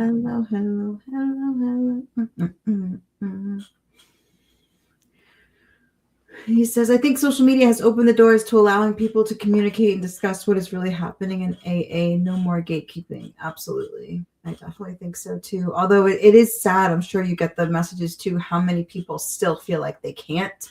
You know, so many people don't even want to leave a public comment. So many people have, like, they'll leave, you know, they'll give a whole long thing about what is going on, but they will not publicly talk about it because the culture of it is that you don't say anything negative about Anonymous. the program. Yeah, Anonymous. and being anonymous, you know. It's literally the brand is to shut the fuck up. Mhm. Yeah. Mhm. Yeah. It is completely inappropriate that a stranger hears about your sexual life or any private matter, including finances. Yeah. I agree.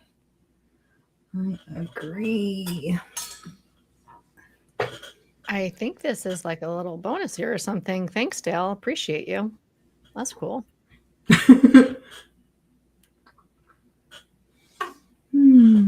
So what step is pegging your pants?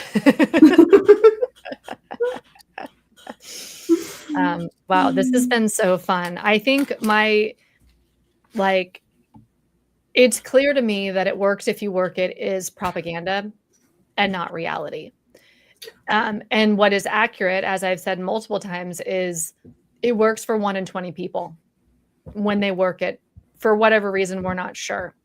And I would argue if people wanted to say that AA worked for me because I was abstinent since I have not had one drink at all, not even a sip, since I went to my first AA meeting. I know I'm in a very small minority there.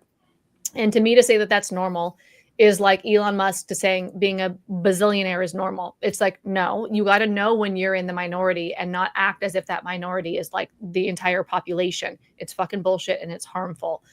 But shoot, I lost it again. I'm squirreling out today, guys. It's all the pretty.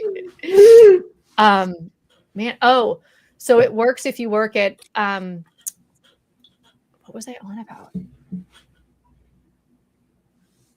This is how I like screw myself, is that I want to send, I have something I want to share, and then I pack so much context around it that I forgot my actual point because I want to make sure that what I'm saying makes sense in the context and to not drop people. And I'm trying to consider that somebody who's watching right now might not have been on the beginning of the stream. So I want it to like make sense in the context I'm saying it. And then every once in a while, I just forget what I was even going to say because I pack so much context there. So that's what happens with my brain sometimes. I'm like, oh, wait, I got lost in my own context. But it works. It works for one. Oh, I know what I was going to say. Works if you work it. Did it work for me? If abstinence means that it works, then okay. But I also feel like I showed up at AA 30 days sober because I went to rehab first. I went to rehab and I paid for rehab because I was ready to get sober. I was done. I didn't want to get sober, but I felt like getting sober. I felt like at that moment, I was choosing between getting sober and dying. And so I wasn't choosing sobriety. I was choosing life. Yeah. And in choosing life, I went and I took money that I had earned and I spent it on rehab. Actually, my dad paid for half of my rehab. I paid for half my rehab. It was not cheap. And that was an investment in my future because I was ready to quit. And I was done. It was destroying me. It was destroying my life. And I knew I couldn't move forward unless I went this route. So I showed up at AA. I know Rick was on here earlier. If you still are, what's up, Rick? And the stubborn as fuck thing. I was, and it didn't mean that you could be stubborn and not relapse, but I was like ready to go all in on it because I had invested that money, because it was destroying my life. I was at a point where I was ready to be done. And I would argue that not only would I probably still be alive if I didn't go to AA, I probably would have still got sober if I didn't go to AA. We can't really play that game of how things would be different in the past if the past were different. It's a fantasy. But when people say you would be dead without AA, I'm like, but my best friend drank more than I did at the time and she's still alive. She didn't do AA. She came in for 6 months and I sponsored her. Then she bounced. She was like, this is fucking weird. Yo, I'm not doing the steps. Fuck this shit. And she bounced. So no, people who should have been dead are still alive without AA. And also I was done. And my personality is that when I commit to something, maybe it's even the autism, like hyper focus thing, when I go all in on things. Can you tell I'm currently all in on deprogramming? Have you seen the podcast? And so I was ready. And nobody could have made me ready. Like somebody on my comments yesterday, they're like, well, okay, you're an AA hater, but how many people have you gotten sober? And I'm like, nobody. I can't get anybody sober. I don't think I can get anybody sober, because the only thing that could get me sober, in my opinion, was that readiness to change my life. And it's not easy to get to that place where you've had enough of is enough and you're ready to make a change, because it's really fucking hard to change. The brain likes stasis. It likes to same. It doesn't like the change. In general, brains don't like to change everything, right? And so I was ready. So I would argue that it's not that it worked. If it worked, it worked because I was ready. Sobriety worked for me because I was fucking ready. Yeah. Yeah. And I mean, as somebody who took all the suggestions, worked all the steps, did all the things, like tried absolutely everything multiple times, and each time I would come back, I would be more open-minded, more willing, take on more commitments, do all of the things, and it still didn't, quote unquote, work for me. And I mean, I would argue that there was one point, and I'm not trying to be like, oh, but I really don't think that anybody could have worked it much harder than I was at one point, because I was so desperate. I was like, I cannot go back out again. I cannot do this again. Yeah. And still within that, I was still just not okay. So I definitely don't think that it works if you work it. It may work for a few people who work it, but it's definitely not guaranteed that if you take all the suggestions, if you do everything exactly as it's laid out in the book, that it's going to work for you. It's just not a guarantee.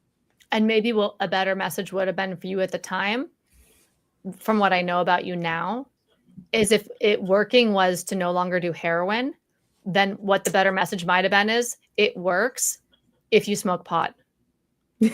Like you can get off heroin if you smoke pot, versus pushing an abstinence model that you might have gotten into harm reduction. You might have gotten out of heroin sooner if you had a different option other than a abstinent only purity based cult religion.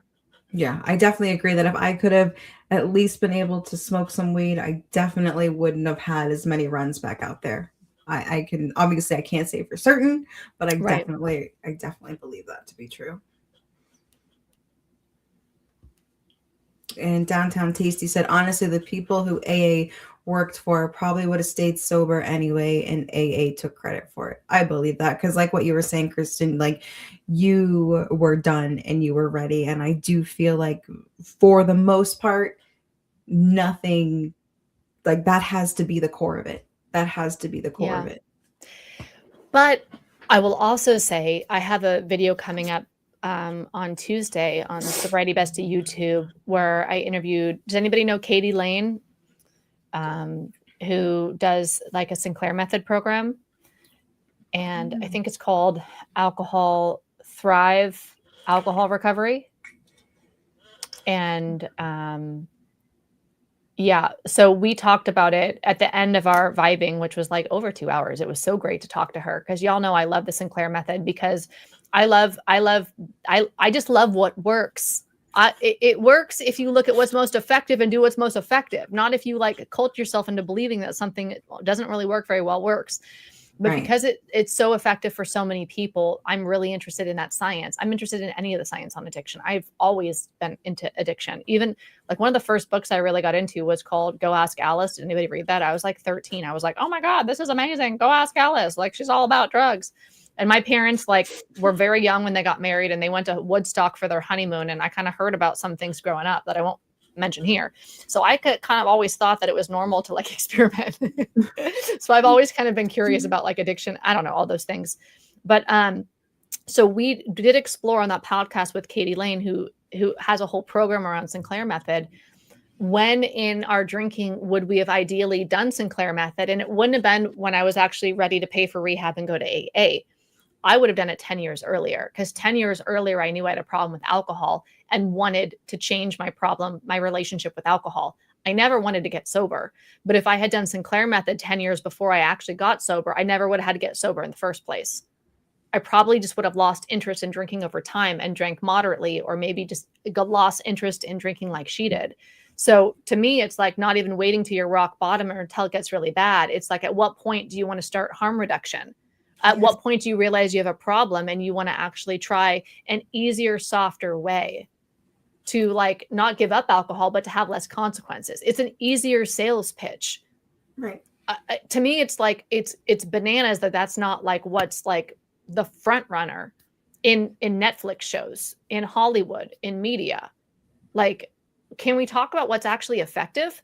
I'm not biased to anything other than the fucking data. Like, what works, not what do you say works. Yeah. I did an interview with Dee Dee Stout, and she wrote the book Coming to Harm Reduction, Kicking and Screaming, and she said that stuff, like we were talking about, like why we don't see it on TV is because the drama's not there, right? Where none of the drama's there, so it doesn't make good TV, so people don't care because it works, right? And when you think about how, you know, what you were just saying, it's like we wait this treatment that we do now, traditional treatment with 12-step, we wait till people are supposedly at their worst, right? Why don't we intervene when it's not that bad? And when you think about any other thing, literally anything else, we don't wait until somebody is, you know, if someone's pre-diabetic, we try to do something then. We don't wait till they have diabetes. Like all of the things we try to do early intervention for, except for this.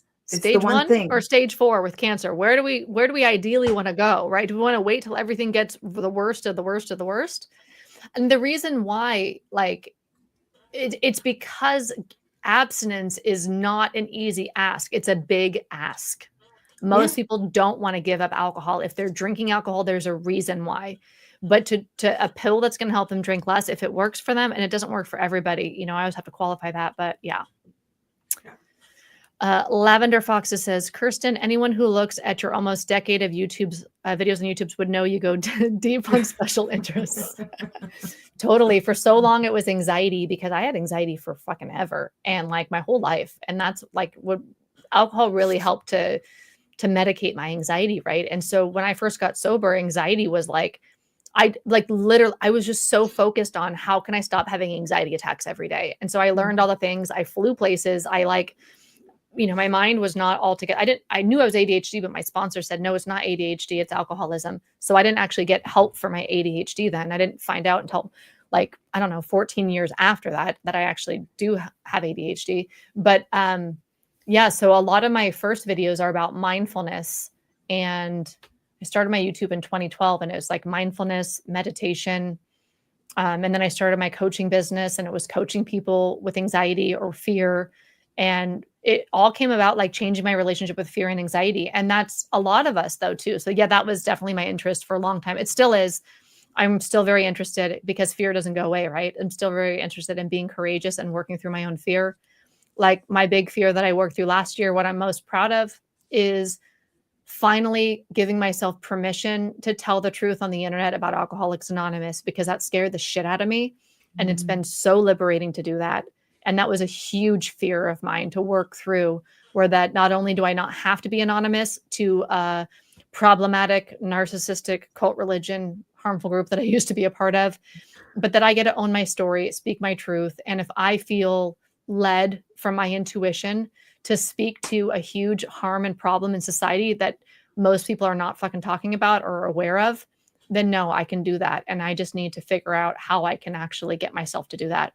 So yeah, I'm interested in fear deeply because it controls all of us all the time. And I'm interested in continually breaking through my own.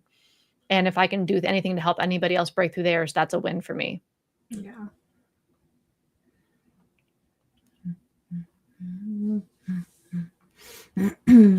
Evolving said, when we leave, they call us a dry, drunk, sick, not really sober. We are abused for leaving too. They have an answer, abuse tactic for everything. AA was created to break us no matter what we choose. Yeah. Definitely always have something for something. Dry drunk is a lie. Plain and simple, Harry. It does not work. If you are watching Bernie and Bestie Live, that works if you work a bitch, mythology busting, and you're vibing us and you haven't hit a reaction to the video yet, whether you're on YouTube or on Facebook. What are you waiting for? React, do a thumbs up, do a thumbs down, do a heart, do a sad face, do whatever it is. Give us a reaction. Let us know what you think.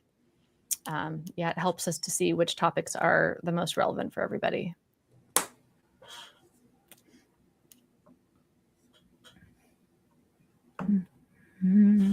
Evolving said, I've done 5 years without binge drinking because I started smoking pot instead.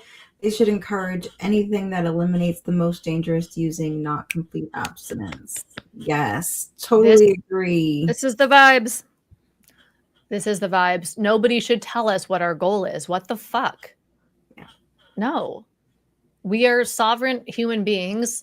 I don't know what country you're in, but in America, although not sure what's going on currently with the Constitution, but we are the liberty, right? The right to be free, like be a free person, and like don't tell me how I should live my life. As far as like if you don't want to be sober, I just feel like AA is such coercive control. And a lot of us don't want religion. Some people do, and that's fine. But a lot of us don't want religion. We don't want forever recovery. I told my rehab that I was going to rehab instead of AA deliberately because I wanted to get over like the brunt of it in a month and not do this forever recovery shit. And then in rehab, they started indoctrinating me, I can see now, into AA ideology without really my consent or awareness until now, 16 years later, because they were telling me it's forever. They believed in the forever recovery model, even though they were on 12-step rehab. So they're like, no, recovery is forever. And that's because the 5-year sober in AA lady who worked at my rehab was telling me that. She was telling me her belief system as fact in my medical facility, which is bullshit. Sorry, I keep hitting that.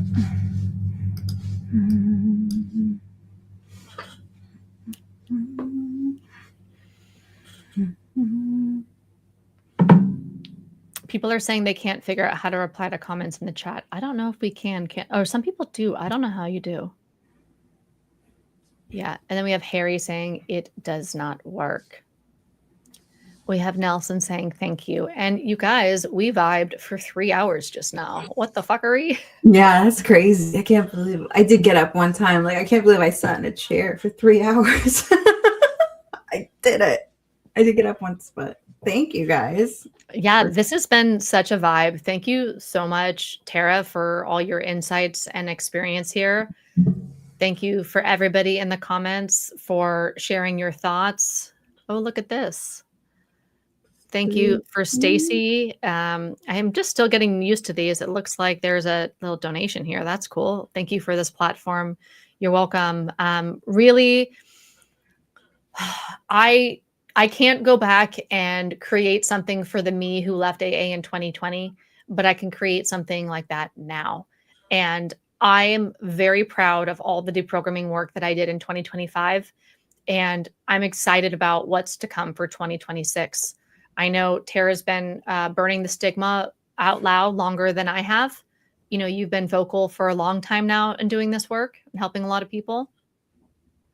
Yeah, but you've really you've gone deep into, and I've learned a lot from you. So I really appreciate what you bring. So, and I appreciate, like I said, everyone in the comments. I mean, you go from thinking that I know there's probably a couple of us out here to then learning statistically we are the majority. But then when you put the people's stories to the statistics, to the majority, and you hear everything that we've all been through and all made it through on the other side, it's pretty fucking cool, I think. Yeah. Kat says, your analogies to other medical prognosis illnesses make all the bullshit so obvious. Yeah, totally. And, you know, they don't say don't get the procedure, like surgery or whatever. They say you know, like I had a family member, there was like a 5% or 10% or something chance that they were going to die. And we were told that, and they chose to have that surgery anyways. It was on their vertebrae in their neck. And we all prepared in case they were going to die, like wrote letters, like as if you're going to die and all that.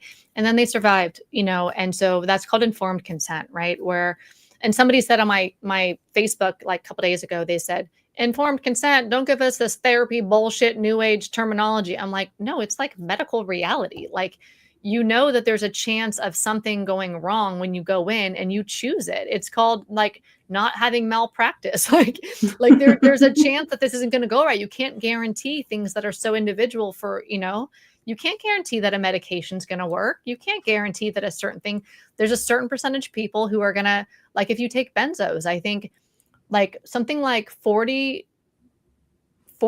of the people who take benzos have moderate to mild withdrawal like issues after, and I was in that category. I was never told that. I didn't know that I would have a chance of having very fucked up time coming off benzos, and that was my reality. It would have been great if I chose that.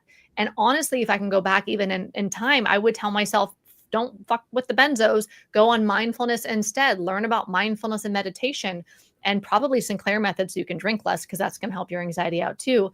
But I didn't know any better. There was no informed consent.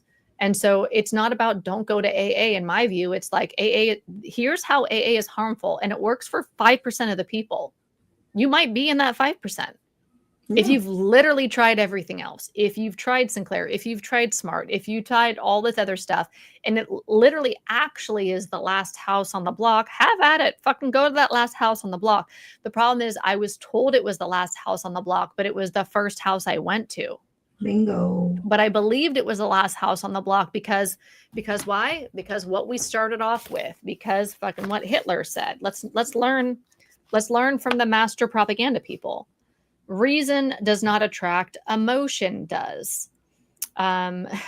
So the aim of propaganda is to replace reasoned argument in the public sphere with irrational fears and passions.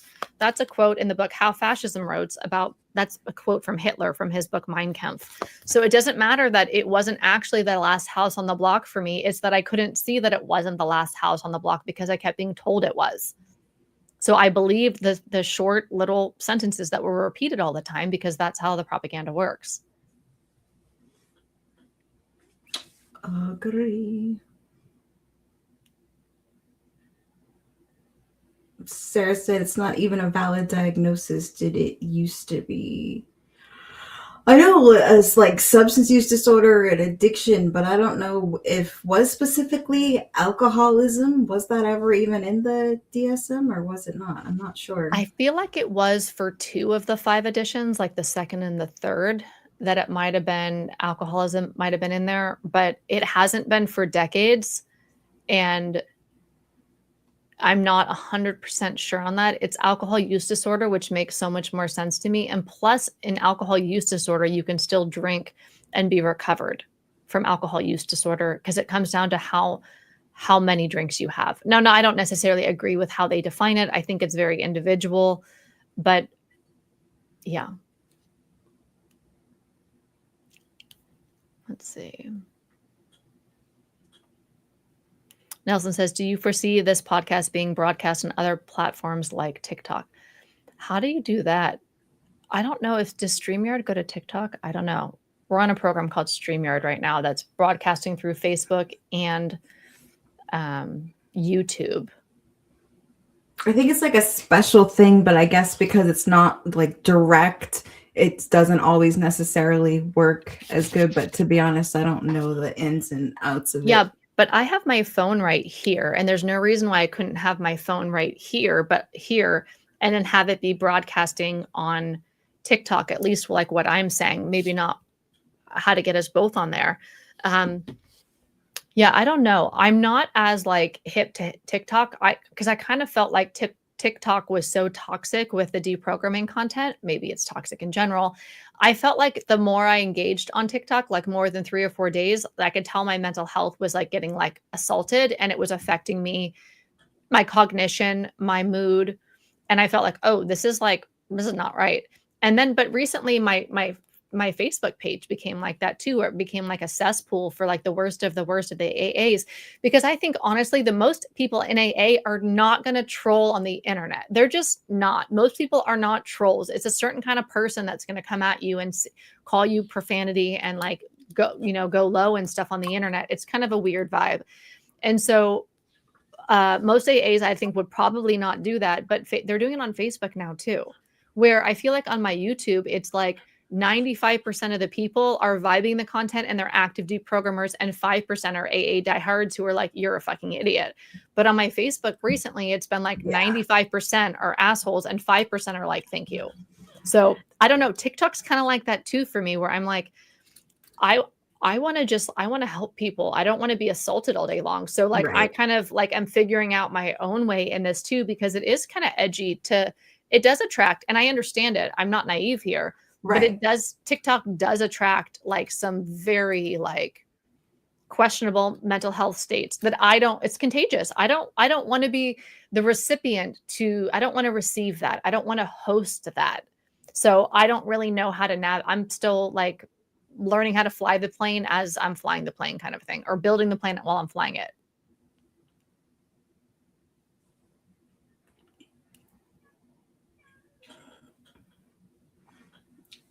SSW said, I don't do TikTok too toxic. Yeah, I used to do it all the time, but honestly,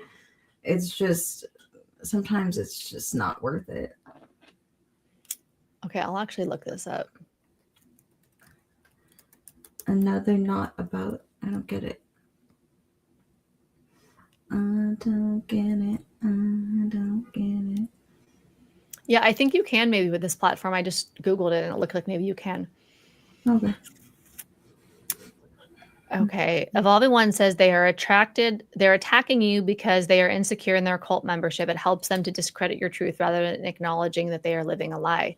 Yeah. And I think that they in their nervous system, they believe like at their identity level, they're tied to AA being true at their survival level. So AA saved their life, which again is propaganda. Just like AA is the last house on the block. It works if you work it. It's propaganda. These are short, easy to comprehend sentences that are repeated enough that they're taken at truth without actually, contempt, belief prior to investigation kind of a things. So they really believe that their survival depends upon AA. They have a fatal progressive disease. AA is the only way, all of that stuff. So when your survival and your life and your tribe and your purpose and your identity is tied to a system being true, somebody saying the system isn't true is going to feel like a threat at the survival level of your nervous system. So they literally have a threat response in their nervous system. So they're in fight, flight, freeze. The sympathetic nervous system is activated. So they have a cascade of chemicals in their body. Their brain is releasing chemicals in their gut too, right? Of adrenaline and like 30 or so plus stress chemicals. So now they're having this biochemical experience. They're not in their logical, rational brain. They're in their emotional center, their amygdala, right? So now it's what Daniel Goleman in his book, Emotional Intelligence, called an amygdala hijack. So they're not rational or logical. They're emotional. They feel threatened and they're reacting, fight, flight, freeze. They are fighting. So it is a nervous system reaction without logic and ration. And they're trying to, they're fighting me off and Tara off like we are the saber-toothed tiger in the cave days, because, and they're not being logical or rational. And then when you write back with logic, they get progressively worse because now they're even more irritated and more cognitive dissonance. So now all of a sudden you're killing people, you're a bitch, you're dangerous, you're whatever. And yeah. And I think it's because it's tied to their survival level. There's probably a lot of reasons at play here, right? So while I have a lot of empathy for them, there's only so many times in a day where I can actually, I think I can be okay. I see it, I understand it, but I'm also a human being. And there's only so many times in a day where I can have an attack coming at me, where eventually I kind of cross the line and I feel it physically. So now I'm having a biochemical experience from all of these comments, and then it's taking me out emotionally. It's taking me time to process, What it actually looks like to me practically is I feel a little bit drained and depleted. And so I'm giving my energy away. My energy is being taken from me by engaging it. So I just kind of stopped looking at the comments for a hot minute. I'm like, maybe I'll just still post and not fucking read it because it's a little bit, don't you know that you're toxic? Yeah, it's bad. You've gotten a lot of trolley trolls too, haven't you, recently? Yeah, lately it's been pretty intense. Like I'd say the past couple weeks, it's been wild. Yeah, I don't know what it is. Something about the Facebook algo. We've been saying like, "What the Zuck" for Zuckerberg. What the Zuck? Because like our reels have been like going out to like thousands of people. It's been kind of weird, tens of thousands. It's kind of weird. So it's bringing in, and I don't know if that's just like, I think one of the things that drives the algorithms on like reels and stuff is, I hate to say this, but like hate, like anger, frustration. It's a real attention grabber. I am not trying to seek attention of hate. I'm not trying to piss off anybody in AA at all. I don't care. I'm not trying to convince anybody in AA, nor do I think I could, that AA is dangerous and that they should stop. I have no interest in converting anybody. I do feel like it's important to have messages like this and conversations like this on the internet for those of us who do leave and are looking for support and validation. And I really believe in that. But unfortunately, I think that the algorithm really pumps out what triggers people when people get reactive, and that gets all the comments, all the likes, all the thumb downs or whatever. And then it kind of goes mini viral. And that's kind of part of what social media can do in certain contexts, right? Yep. All right, I love you guys, but I gotta get going. Sarah said you were full of unintentional puns. I love it. We have fun fact. Look at the countries that do not allow AA or even have more scary version. That is crazy rabbit hole. And then we have Kat saying, what are the countries that actually don't allow AA? Like which ones? Okay, so why don't y'all continue the conversations in the comments? It's been 3 hours and 15 minutes. This has been a long, epic adventure. It is the spoons are gone. I have to go to the bathroom again. Yes, same. It's been super fun. I always love doing a little Bernie and Bestie live, and it's great to have you guys here. Love you guys. Appreciate you. See you soon. Bye, everybody.